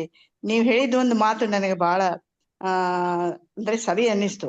ಎಲ್ಲರೂ ಹೋಗಿ ಹಾ ಅನುಭವ ಮೇಡಮ್. ಮಂಟಕ್ಕೆ ಅಥವಾ ಕಲ್ಯಾಣಕ್ಕೆ ಹೋಗಿರ್ಲೇ ಇಲ್ಲ. ಎಲ್ಲಾ ಶರಣರು, ಬಹಳಷ್ಟು ಶರಣರು ಹಾ ಬಸವಣ್ಣನವರ ಮೇಡಮ್. ತತ್ವದ ಒಂದು ಪ್ರಭಾವದಿಂದ, ಹೌದು. ಆ ಪ್ರಭಾವದಿಂದ ಅವರು ತಮ್ಮ ಜಾಗದಲ್ಲೇ ಅಥವಾ ತಮ್ಮ ಊರುಗಳಲ್ಲೇ ಒಂದು ತಮ್ಮದೇ ಆದಂತಹ ಒಂದು ಕಸುಬಿನ ಮೂಲಕ ಆ ಹೌದು. ತತ್ವಗಳನ್ನ ಅವರು ವಚನಗಳ ಮೂಲಕ ಬರೆದು ಅದನ್ನ ಅಳವಡಿಸಿಕೊಂಡ್ರಲ್ಲ, ಅದು ಬಹಳ ಹೌದು. ಮಹತ್ವದ್ದು. ಬಹಳ ಜನರಿಗೆ ಹೌದು ನಮ್ಗೆ ಏನ್ ಮೇಡಮ್. ಅನ್ಸ್ತದ, ಎಲ್ಲಾ ಶರಣರು ಹೋಗಿ ಕಲ್ಯಾಣದಲ್ಲಿ ಅನುಭವ ಮಂಟಪದಲ್ಲೇ ಇದ್ರು, ಅಲ್ಲೇ ಅವರು ತಮ್ಮ ಜೀವನ ಕಳೆದ್ರು. ಬಹುಶಃ ಹಾಗೇನು ಇರ್ಲಿಕ್ಕಿಲ್ಲ. ತಮ್ಮ ಮಾತು ನನಗೆ ಸರಿ ಅನ್ನಿಸ್ತು. ಬಹಳಷ್ಟು ಶರಣರು ಹೊರಗೆ ಹಾ ಇದ್ರು. ಮೇಡಮ್. ತಮ್ಮ ಒಂದು ಸ್ಥಳಗಳಲ್ಲಿ ತಮ್ಮ ಕುಲ ಕಸುಬು ಅಥವಾ ತಮ್ಮ ಕಸುಬು, ತಮ್ಮ ಒಂದು ಮನೆತನದ ಒಂದು ಸಂಪ್ರದಾಯದಲ್ಲೇ ಇದ್ದುಕೊಂಡು, ಆದ್ರೆ ಆ ಬಸವ ತತ್ವದ ಒಂದು ಪ್ರಭಾವದಿಂದ ಆ ಒಂದು ಹೌದು. ತತ್ವವನ್ನು ತಮ್ಮ ಜೀವನದಲ್ಲಿ ಅಳವಡಿಸಿಕೊಂಡು ಅದನ್ನು ಸಾಮಾನ್ಯ ಜನರಿಗೆ ತಲುಪಿಸುವಂತ ಕಾರ್ಯವನ್ನ ಮಾಡಿದ್ರು. ಅಂಥವರಲ್ಲಿ ಅಂಬಿಗರ ಚೌಡಯ್ಯನವರು ಕೂಡ ಒಬ್ಬ ನಿಷ್ಠುರ ಶರಣ ವಚನಕಾರ ಅಂತ ನಾವು ಹೇಳ್ಬೋದು. ಹೌದು ಮೇಡಮ್. ನಿಮಗೆ ಹೌದು. ತುಂಬಾ ಧನ್ಯವಾದಗಳು. ಒಂದು ಒಳ್ಳೆಯ ಉಪನ್ಯಾಸ. ಬಹಳ ದಿವಸ ನಂತರ ನಿಮ್ಮ ಮಾತುಗಳನ್ನು ಕೇಳಿ ಸಿಕ್ತು. ಥ್ಯಾಂಕ್ ತಮಗೆ ಯು ಮ್ಯಾಮ್. ಧನ್ಯವಾದಗಳು sir. Thank you ma'am. Thank you. ನಮಸ್ಕಾರಗಳು. ಹಮೀದಾ ಬೇಗಂ ಅಕ್ಕ ಅವರು ನಮ್ಮ ವಚನ ಮಂದಾರದ ಹಿರಿಯ ಹಾ ಸರ್. ಸದಸ್ಯರು. ಹಾಗಾಗಿ ಅವರ ಮಾತುಗಳು ಒಂದು ಮೌಲ್ಯ ಇರ್ತವೆ. ಸರ್ ಗುರುಪ್ರಸಾದ್ ಕುಚ್ಚಂಗಿ ಸರ್ ಮಾತಾಡಿ ಸರ್. ಗುರುಪ್ರಸಾದ್ ಕುಚ್ಚಂಗಿ ಅವ್ರು ಮಾತಾಡಿ ಸರ್.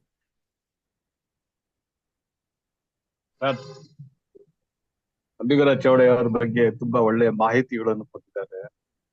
ಜೊತೆಗೆ ಮೇಡಮ್ ಒಬ್ರು ಕ್ವಶನ್ ಬೇರೆ ಕೇಳಿದ್ರು, ಅವರು ಬಿಜಾಪುರ ಕಡೆಯವರು ಅಂತ. ಅವ್ರು ಹೇಳಿದಂತಹ ರೀತಿ ಎಲ್ಲ ತುಂಬಾ ನಮಗೂ ಒಂದು ಒಳ್ಳೆಯ ಕನ್ಫರ್ಮೇಶನ್ ಅಂತಾರಲ್ಲ, ಸೊ ಹಾಗಾಗಿ ನಮಗೂ ಆತರ ಸಿಕ್ತು. ನಾವು ಕೂಡ ಇದೇ ತರ ಕಥೆಗಳು ತುಂಬಾ ಓದಿದೀವಿ. ಬಟ್ ಅವನು ಮದುವೆ ಆಗದೆ ಇದ್ರು ಕೂಡ ಕೆಲವರು ಅದೇ ಉಪಕಥೆ, ದಂತಕಥೆ ಎಲ್ಲ ಇರೋದ್ರಿಂದ ಅವರು ಸಾರ ಸಾಕ್ಷ್ಯವಾಗಿ ತಿರಸ್ಕರಿಸಿದ್ದಾರೆ. ಸೊ ಹಾಗಾಗಿ ನಾವು ಕೂಡ ನಮ್ಮ ಅನುಮಾನಗಳು ಕೂಡ ಬಗೆಹರಿದಿದೆ. ಸರ್, ನೀವು ತುಂಬಾ ಚೆನ್ನಾಗಿ ಮಾತಾಡಿದ್ದು ನಮಗೂ ತುಂಬಾ ಸಂತೋಷ ತಂದಿದೆ. ಧನ್ಯವಾದಗಳು ಸರ್. ನಿಮ್ಮ ಮುಂದೆ ನಿಮ್ಮ ಉಪನ್ಯಾಸಗಳು ಕೇಳಬೇಕು ಅಂತ ಖಂಡಿತ. ಅಭಿನಂದನೆಗಳು sir. Thank you sir. Thank you. ನಮಸ್ಕಾರಗಳು.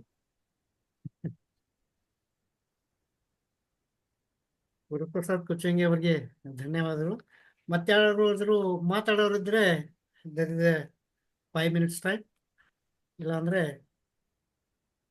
ಸಕ್ರಿಯ ಅಕ್ಕ ಅವ್ರು ಈಗ ತಾನೇ ಜಾಯ್ನ್ ಆದ್ರು. ಅಕ್ಕ ಅವ್ರು ಮಾತಾಡ್ತೀರಾ?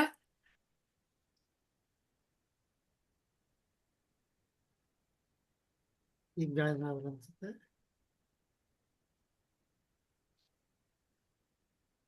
ಸಕ್ರಿಯ ಅಕ್ಕ ಅವ್ರು ಮಾತಾಡ್ತೀರಾ?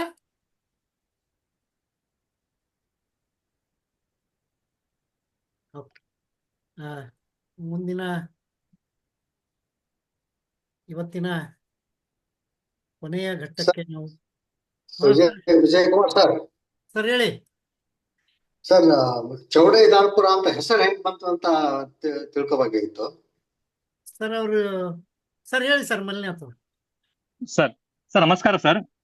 ನಮಸ್ಕಾರ ಒಂದ್ ಕಡೆ ಉಲ್ಲೇಖ ಏನ್ ಮಾಡ್ತಾರೆ ಅಂತಂದ್ರೆ, ಸರ್ ಇವರು ಅಂಬಿಗರ ಚೌಡಯ್ಯನವರು ತಮ್ಮ ಗುರುಗಳಿಗೆ ಶಿವದೇವರಿಗೆ ಭೂಮಿಯನ್ನ ದಾನ ಮಾಡ್ತಾರೆ.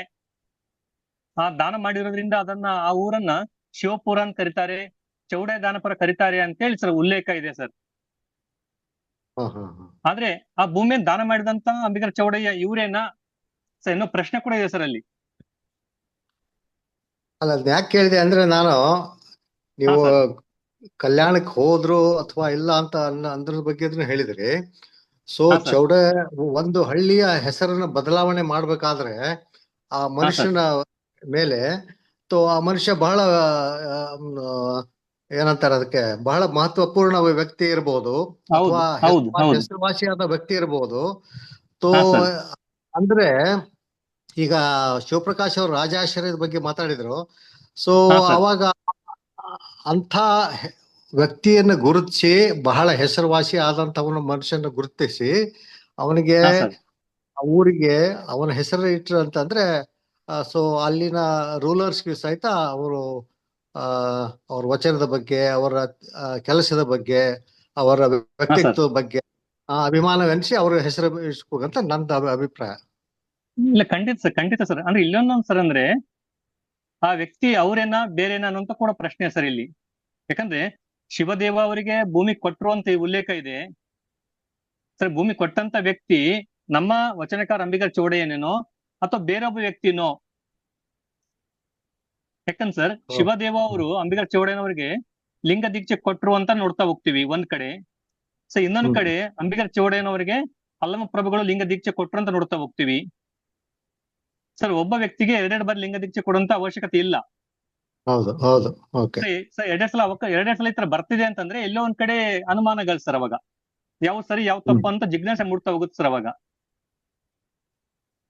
ಹೌದು ಹೌದು ಹಾ ಸರ್. ಸೊ ಈ ನೆಲೆಯಲ್ಲಿ ಸರ್ ನಾನು ಹೇಳಿದ್ದು.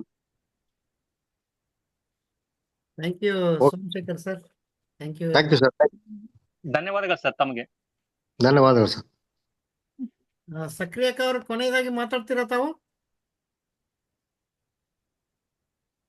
ಓಕೆ, ನಾನು ಹೊರಗಡೆ ಇದ್ದೆ, ನಾನು ಈಗ ಬಂದಿನಿ. ನಾ ಏನ್ ಕೇಳಿಲ್ಲ, ಆಮೇಲೆ ಮಾತಾಡ್ತೀನಿ. ಆಯ್ತು ಸರಿ ಸರ್. ಕಾರ್ಯಕ್ರಮದ ಕೊನೆಯ ಘಟ್ಟ ಶರಣು ಸಮರ್ಪಣೆ. ಇಂದಿನ ಕಾರ್ಯಕ್ರಮದಲ್ಲಿ ನಾನು ಆಗಲೇ ಹೇಳಿದಾಗೆ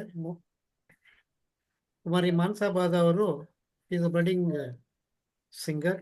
ಅತ್ಯುತ್ತಮವಾಗಿ ನುಡಿದರೆ ಮುತ್ತಿನ ಹಾರದಂತಿರಬೇಕು. ಅಂದರೆ ಕಂಟೆಂಪ್ರರಿ ರಾಗಗಿನ್ನ ಭಿನ್ನವಾದ ರಾಗದ ಜೊತೆಗೆ ಅವರು ಪ್ರಾಕ್ಟೀಸ್ ಮಾಡಿದ್ದನ್ನು ಇವತ್ತು ಪ್ರಸ್ತುತ ಮಾಡಿದ್ದಾರೆ. ಅವರಿಗೆ ಹೃತ್ಪೂರ್ವಕವಾದಂತಹ ಧನ್ಯವಾದಗಳನ್ನು ಹೇಳ್ತಾ ಇಂದಿನ ಉಪನ್ಯಾಸವನ್ನು 3 ಘಟ್ಟಗಳಲ್ಲಿ ನಾವು ವಿಭಾಗ ಮಾಡಬಹುದು. ಒಂದು 12ನೇ ಶತಮಾನಕ್ಕಿಂತ ಮುಂಚಿತವಾದಂತಹ ಒಂದು ಸಾಹಿತ್ಯ ಪ್ರಕಾರ, ಅದು ಚಂಪು ಸಾಹಿತ್ಯದಿಂದ ಪ್ರಾರಂಭ ಮಾಡಿದಂಥ ಡಾಕ್ಟರ್ ಮಲ್ಲಿನಾಥ್ ತಳವಾರ್ ಅವರು ಬಸವಾದಿ ಶರಣರ ಹಿಂದಿನ ಕಾಲಘಟ್ಟ, ಬಸವಾದಿ ಶರಣರ ಪ್ರಸ್ತುತ ಕಾಲಘಟ್ಟದ ನೆಲೆಯನ್ನು ಕೂಡ ಗುರುತಿಸಿದ್ರು. ಅವರು ಅಸಾಮಾನ್ಯ ಅನುಭಾವಿಗಳಾಗಿದ್ರು. ಅಂಬಿಗರ ಚೌಡಯ್ಯನ ಅದರಲ್ಲಿ ನಿಜ ಶರಣರಾಗಿದ್ರು ಅನ್ನೋದು ಇದು 2ನೇ ಘಟ್ಟ. ಇನ್ನು 3ನೇ ಘಟ್ಟ ಸಂಶೋಧನಾ ವಿಷಯ. ಡಾಕ್ಟರ್ ಎಂ ಕಲಬುರ್ಗಿ ಅವರು ಆಗಾಗ ಹೇಳ್ತಿದ್ರು, ಅದನ್ನ ಮಲ್ಲಿನಾಥ್ ತಳವಾರ್ ಸರ್ ಅವರು ಕೂಡ ಹೇಳಿದ್ರು. ಸಂಶೋಧನೆ ಅನ್ನತಕ್ಕಂಥದ್ದು ನಿಂತ ನೀರಲ್ಲ, ಅದು ನಿರಂತರವಾಗಿ ಹರಿತಿರ್ತಕ್ಕಂಥ ಒಂದು ಪ್ರವಾಹ ಅಂತ ಎಲ್ಲ ಸಂಶೋಧನಾ ವಿದ್ಯಾರ್ಥಿಗಳಿಗೂ ಕೂಡ ಅವರು ಮಾರ್ಗದರ್ಶನ ಮಾಡುವಾಗ ಹೇಳ್ತಾ ಇದ್ರು. ಅವರ ಪ್ರಪ್ರಥಮ ವಿದ್ಯಾರ್ಥಿನಿಯಾದಂಥ ಡಾಕ್ಟರ್ ಚೆನ್ನಕ್ಕ ಪಾವಟೆ ಅವರು ನಮ್ಮನೆ ಪಕ್ಕದಲ್ಲೇ ಇದ್ರು. ಅವರು 15 ದಿವಸಕ್ಕೊಂದ್ಸರಿ ಆ ಪ್ರಬಂಧವನ್ನು ಮಂಡಿಸಿದಾಗ ಅವರು ಬಹಳಷ್ಟು ಪ್ರಶ್ನೆಗಳನ್ನ, ಕುತೂಹಲಗಳನ್ನ ಅವ್ರು ಮುಂದಿಡ್ತಿದ್ರು. ಅವರು ಸಾಯಂಕಾಲ ಬಂದು ಮನೆಯಲ್ಲಿ ಅಳ್ತಾ ಕೂತಿದ್ದನ್ನ ನಾನು ಕಣ್ಣಾರೆ ನೋಡಿದ್ದೀನಿ. ಯಾಕಂದ್ರೆ ಅವರು ಹಾಕಿರ್ತಕ್ಕಂಥ ಎಲ್ಲ ಪ್ರಶ್ನೆಗಳು, ಆ ಎಲ್ಲದಕ್ಕೂ ಉತ್ತರವನ್ನು ಹುಡುಕ್ಬೇಕಲ್ಲ, ತಿರ್ಗಾ ಒಂದೊಂದೂವರೆ ತಿಂಗಳಾಗೋದು. ಅಂದ್ರೆ ಒಬ್ಬ ಸಂಶೋಧಕನಿಗೆ ಇರಬೇಕಾದಂಥ ಆ ಒಂದು ಜಿಜ್ಞಾಸೆ, ಆ ಒಂದು ಕುತೂಹಲ, ನನ್ನ ವಿದ್ಯಾರ್ಥಿಯನ್ನು ಯಾರು ಬೆರಳು ಮಾಡಿ ತೋರಿಸಬಾರ್ದು ಅಂತಕ್ಕಂಥ ಒಂದು ಅಗಾಧವಾದಂತಹ ಒಂದು ಧೀಶಕ್ತಿಯನ್ನ ಕಲಬುರ್ಗಿಯವರು ಹೊಂದಿದ್ರು. ಆ ಹಿನ್ನೆಲೆಯಲ್ಲೇನೆ ತಮ್ಮ ಈ ಉಪನ್ಯಾಸ ಮೂಡಿ ಬಂದದ್ದು ನನಗೆ ಬಹಳವಾಗಿ ಅತ್ಯಂತ ಅಪ್ಯಾಯ ಮಾಡುವಂಥ ಒಂದು ಉಪನ್ಯಾಸ ಅಂತ ನನಗನ್ಸದೆ. ಅಂದ್ರೆ ಅಂಬಿಗರ ಚೌಡಯ್ಯನವರ ಹುಟ್ಟಿದ ಸ್ಥಳವನ್ನೇ ಆ ವಿವಿಧ ರೀತಿಯಲ್ಲಿ ಹಲವಾರು ವಿದ್ವಾಂಸಗಳು ಚರ್ಚೆಯನ್ನ ಮಾಡಿದ್ದನ್ನ ಅಲ್ಲಿ ಉಲ್ಲೇಖ ಮಾಡಿದ್ರಿ. ನಮ್ಮ ಮಿತ್ರರಂಥ ಡಾಕ್ಟರ್ ದಬಾಲೆ ಅವರು ಕೂಡ ತಾವು ಉಲ್ಲೇಖ ಮಾಡಿದ್ರಿ. ನಮ್ಮ ತಂದೆಯವರ ಗುರುಗಳಾದಂಥ ದೇವೇಂದ್ರ ಕುಮಾರ್ ಹಕಾರಿ ಅವರನ್ನು ಕೂಡ ಇಲ್ಲಿ ತಾವು ಉಲ್ಲೇಖ ಮಾಡಿದ್ರಿ. ಹೆಚ್ಚಾಗಿ ಸಿದ್ಧಾಶ್ರಮ ಅಂತಕ್ಕಂಥ ಒಬ್ಬ ಫಿಲಾಸಫರ್, ಧಾರವಾಡದ ಕರ್ನಾಟಕ ವಿಶ್ವವಿದ್ಯಾಲಯದಲ್ಲಿ ಫಿಲಾಸಫಿಯ ಡಿಪಾರ್ಟ್ಮೆಂಟ್ ಹೆಡ್ ಆಗಿದ್ದಂಥ ಪ್ರಾಧ್ಯಾಪಕರು. ಸಿದ್ಧಾಶ್ರಮ ಅವರು ಧಾರವಾಡದವರು. ಅವ್ರ ಮನೆಗೆ ಸಾಕಷ್ಟು ಸಾರಿ ಹೋಗಿ ನಾವು ಚರ್ಚೆನೂ ಕೂಡ ಮಾಡಿದ್ವಿ. ಅತ್ಯಂತ ಪ್ರಬುದ್ಧ ಫಿಲಾಸಫರ್ ಈಗಿನ ಕಾಲಘಟ್ಟದಲ್ಲಿ ಅಂದ್ರೆ ಸಿದ್ಧಾಶ್ರಮ ಅವರು 330 ವಚನಗಳನ್ನ ಗುರುತಿಸಿದ್ರೆ, ಆದ್ರೆ ಸರಿಸುಮಾರು 50ರಿಂದ 60 ವಚನಗಳನ್ನ ಇನ್ನೂ ಕೂಡ ಅದನ್ನ ಹೊರಗೆ ಹಚ್ಚಿ ನೋಡಕ್ಕಾಗಿಲ್ಲ. ಹಾಗಾಗಿ ಇನ್ನ 60 ವಚನಗಳನ್ನ ಸಂಶೋಧನೆ ಮಾಡಿ ಅವನ್ನ ಒಂದು ಮೇನ್ ಸ್ಟ್ರೀಮ್ಗೆ ತರುವಂತಹ ಕೆಲಸ ಆಗ್ಬೇಕು. ಅದನ್ನ ನಾವೆಲ್ಲರೂ ಕೂಡ ಮಾಡಬಹುದು ಅಂತಕ್ಕಂಥ ವಿಚಾರವನ್ನ ಮಂಡಿಸ್ತಾ ಅಂಬಿಗರ ಚೌಡಯ್ಯನವರ ಗುರುಗಳ ಒಂದು ಉಲ್ಲೇಖವನ್ನ ತಾವು ಮಾಡಿದ್ರಿ. ಅಂಬಿಗರ ಚೌಡಯ್ಯನವರು ಶತಾಯುಷಿಗಳು ಆಗಿದ್ರು ಅಂತಕ್ಕಂಥದ್ದನ್ನ ಹಲವಾರು ಪ್ರಶ್ನೆಗಳ ಮೂಲಕ ತಾವು ಇಲ್ಲಿ ವಿಶದೀಕರಣ ಮಾಡಿದ್ದು ಈ ಒಂದು ಉಪನ್ಯಾಸದ ಹೈಲೈಟ್ ಅಂತ ನನಗನ್ಸುತ್ತೆ. ಈ ಒಂದು ಜಿಜ್ಞಾಸೆ, ಈ ಒಂದು ಪ್ರಶ್ನೆ ಹಾಕುವಂತ ಒಂದು ಗುಣ ಇದೆಯಲ್ಲ, ಅದನ್ನೇನೆ ಹಲವಾರು ವಿದ್ವಾಂಸರನ್ನ ಮೇಲೆತ್ಕೊಂಡು ಹೋಗುತ್ತದೆ. ಹಾಗಾಗಿ ಈ ಬಸವಣ್ಣನವರ ವಿಚಾರವನ್ನೇ ನಾವು ತಗೊಳ್ಕೊಂಡಾಗ ಯಾವುದೇ ಒಂದು ಸಂಶೋಧನೆ ಆಗಲಿ, ಒಂದು ಕ್ರಾಂತಿ ಆಗಲಿ, ಒಂದು ಸಾಹಿತ್ಯಿಕವಾಗಲಿ, ಅದು ಪ್ರಶ್ನೆ, ಪ್ರತಿಭಟನೆ, ನಿರಾಕರಣೆ, ಆಮೇಲೆ ಒಂದು ಪರ್ಯಾಯವನ್ನು ಕಟ್ಟಿಕೊಡುವಂಥ ಒಂದು ವ್ಯವಸ್ಥೆಯ ಅಡಿಯಲ್ಲಿ ಒಂದು ಉಪನ್ಯಾಸ ಇತ್ತು ಅಂತಕ್ಕಂಥದ್ದನ್ನ ನಾವಿಲ್ಲಿ ಬಹಳ ವಿದ್ವತ್ಪೂರ್ಣವಾದಂತಹ ಒಂದು ಸಂಶೋಧನಾತ್ಮಕ ಒಂದು ಉಪನ್ಯಾಸವನ್ನು ಮಂಡಿಸಿದ್ದೀರಿ ಸರ್. ತಮಗೆ ಹೃತ್ಪೂರ್ವಕ ಧನ್ಯವಾದಗಳು ಅಂತ ಹೇಳೋದು ಬಹಳ ಇಲ್ಲ ಸರ್, ತಮ್ಮೆಲ್ಲರ ಪ್ರೀತಿ ಅನ್ಸುತ್ತೆ. ತಮ್ಮೆಲ್ಲ ಪ್ರೀತಿ ದೊಡ್ಡದು ಸರ್. ಆದ್ರೆ ತಾವು ಮಂಡಿಸಿದಂತ ಆ ರೀತಿ, ಆಮೇಲೆ ತಾವು ಹೇಳಿದಂತ ಪ್ರಶ್ನೆಗಳು, ಹಲವಾರು ಪ್ರಶ್ನೆಗಳು ನಮ್ಮನ್ನ ಹಲವಾರು ಚಿಂತನೆಗಳಿಗೆ ಹಚ್ಚಿದೆ ಅಂತ ಹೇಳ್ತಾ, ಇಂದಿನ ಕಾರ್ಯಕ್ರಮದಲ್ಲಿ ಶಿವಪ್ರಕಾಶ್ ಅವರು ಒಂದು ಅದ್ಭುತವಾದಂತಹ ಒಂದು ಮಾತನ್ನ ಹೇಳಿದ್ರು. Don't make different things, make the things differently ಅಂತ. ನಮ್ಮ ಎಲ್ಲರ ಚಿಂತನಾಲಹರಿ, ನನ್ನನ್ನೂ ಹಿಡಿದು ಚಿಂತನಾಲಹರಿ ವಚನಗಳನ್ನ ವಿಶ್ಲೇಷಣೆ ಮಾಡುವುದರ ಮೂಲಕ ಅವರ ಬದುಕು ಅಥವಾ ಜೀವನ ವೃತ್ತಾಂತವನ್ನ ಕಟ್ಟಿಕೊಡುವಂತಹ ಒಂದು ಪ್ರಯತ್ನವನ್ನು ಮಾಡ್ತವೆ. ಆದ್ರೆ ತಮ್ಮ ಒಂದು ಉಪನ್ಯಾಸ ಇದರಲ್ಲಿ ತಾವು ಬಳಸಂತಹ ವಚನಗಳು ಕೇವಲ 4 ಆದ್ರೆ ಅಂಬಿಗರ ಚೌಡಯ್ಯನವರ ಒಂದು ಜೀವನವನ್ನ, ಆ ಒಂದು ಸಂಪಾದನೆಯನ್ನ ಕಟ್ಟಿಕೊಟ್ಟಿದೆಯಲ್ಲ, ಬಹಳ ಅದ್ಭುತವಾದಂತಹ ಒಂದು ಪಾಯಿಂಟ್ ಅನ್ನ ಶಿವಪ್ರಕಾಶ್ ಅವರು ಕ್ಯಾಚ್ ಮಾಡಿದ್ರು. ಶಿವಪ್ರಕಾಶ್ ಅವರು ಮಸ್ಕಟ್ನಲ್ಲಿ ನೆಲೆಸಿರ್ತಾರೆ. ವಚನ ಸಾಹಿತ್ಯದ ಬಗ್ಗೆ ಅಪಾರ ಕಾಳಜಿಯುಳ್ಳಂತಹ, ಅಪಾರ ಅಧ್ಯಯನ ಮಾಡ್ತಾ ಇರತಕ್ಕಂಥ ಒಬ್ಬ ಶರಣಜೀವಿ. ಅವರು ಮಸ್ಕಟ್ನಿಂದ ಜಾಯ್ನ್ ಆಗಿ ತಮ್ಮ ಅತ್ಯಮೂಲ್ಯ ಒಂದು ಉತ್ತರವನ್ನ ನೀಡಿದ್ದಾರೆ. ಅವ್ರಿಗೂ ಕೂಡ ಧನ್ಯವಾದಗಳು. ಇನ್ನ ಅನುಪಮ ಪಾಟೀಲ್ ಅವರು ಕೇಳಿದಂತ ಒಂದು ಪ್ರಶ್ನೆ ಹಲವಾರು ಆಯಾಮಗಳಲ್ಲಿ ಆ ಚಿಂತನೆ ನಡೆಸ್ತು. ಡಾಕ್ಟರ್ ಗುರುಪ್ರಸಾದ್ ಕುಚ್ಚಂಗಿ ಅವರು ಕೂಡ ಅದನ್ನ ಸೆಕೆಂಡ್ ಥಿಂಗ್. ಇನ್ನ ಹಮೀದಾ ಬೇಗಂನವರು ನಮ್ಮ ವಚನ ಸಾಹಿತ್ಯ ಮಂದಾರ ಫೌಂಡೇಶನ್ ಹಿರಿಯ ಸದಸ್ಯೆಯಾಗಿ ತಮ್ಮ ಅನುಭವವನ್ನ ಹಂಚಿಕೊಂಡಿದ್ದಾರೆ. ಇನ್ನ ಸೋಮಶೇಖರ್ ಅವರು ಬಹಳ ಅತ್ಯಮೂಲ್ಯವಾದಂತಹ ಒಂದು ಪ್ರಶ್ನೆಯನ್ನ ಕೇಳಿದ್ರು. ಅದಕ್ಕೆ ಸೂಕ್ತವಾದ ಉತ್ತರಗಳು ಸಿಕ್ತು ಅಂತ ನನಗನ್ನಿಸ್ತದೆ. ಡಾಕ್ಟರ್ ಮಲ್ಲಿನಾಥ್ ತಳವಾರ್ ಅವರಿಗೆ ಒಂದು ಮನವಿ, ಈ ಲೇಖನವನ್ನ ಬರೆದು ಆದಷ್ಟು ಬೇಗನೆ ಕಳಿಸಿ ಸರ್. ನಾವು ನಮ್ಮ ವಚನ ಸಾಹಿತ್ಯ ಮಂದಾರ ಫೌಂಡೇಶನ್ ವೆಬ್ಸೈಟ್ ಅಲ್ಲಿ ಅದನ್ನ ಪ್ರಕಟ ಮಾಡುವುದರ ಮೂಲಕ ಇದಕ್ಕೆ ಇನ್ನೂ ಹೆಚ್ಚಿನ ಒಂದು ಆಯಾಮವನ್ನು ಕೊಡುವ ಪ್ರಯತ್ನವನ್ನ ನಾವು ಮಾಡೋಣ ಅಂತ. ಇನ್ನ ಮುಂದಿನ ವಾರ ಖಂಡಿತ. Yes sir, thank you sir. ಬೇಗನೆ ಬರ್ದು ಕಳಿಸಿದ್ರೆ ಕೊಡ್ತೀನಿ ಸರ್, ಬೇಗ ಕೊಡ್ತೀನಿ. Yes sir, yes sir, thank you. ಇನ್ನ ಮುಂದಿನ ವಾರ 10/5/2025 ಇನ್ನು ಯಾವುದು ನನಗೆ ಯಾವ ಉಪನ್ಯಾಸಕರನ್ನು ಸೆಲೆಕ್ಟ್ ಮಾಡೋಕ್ಕಾಗಿಲ್ಲ. ಯಾಕಂದ್ರೆ ಈ ಬಸವ ಜಯಂತಿಯ ಕಾರ್ಯಕ್ರಮ 4 ದಿವಸ ಪೂರ್ತಿ ಬ್ಯುಸಿ ಆಗಿದ್ದರಿಂದ ಉಪನ್ಯಾಸಕರನ್ನ ಗುರುತಿಸುವ ಕೆಲಸವನ್ನು 12 ದಿವಸ ಮಾಡ್ತೀನಿ. ಮುಂದಿನ ವಾರ ದಿನಾಂಕ 10/5/2025 ಹೀಗೇನೆ ಸೇರಿ ನಮ್ಮ ವಚನ ಸಾಹಿತ್ಯದ ತೇರನ್ನ ಎಳೆಯುವಂತಹ ಒಂದು ಜವಾಬ್ದಾರಿಯನ್ನ ನಿರ್ವಹಿಸೋಣ ಅಂತ ಹೇಳ್ತಾ ಮುಂದಿನ ವಾರ ಎಲ್ಲರೂ ಭೇಟಿಯಾಗೋಣ. ಅಂತ ಹೇಳ್ತಾ ಈ ಉಪನ್ಯಾಸಕ್ಕೆ ವಿರಾಮವನ್ನು ಹೇಳೋಣ.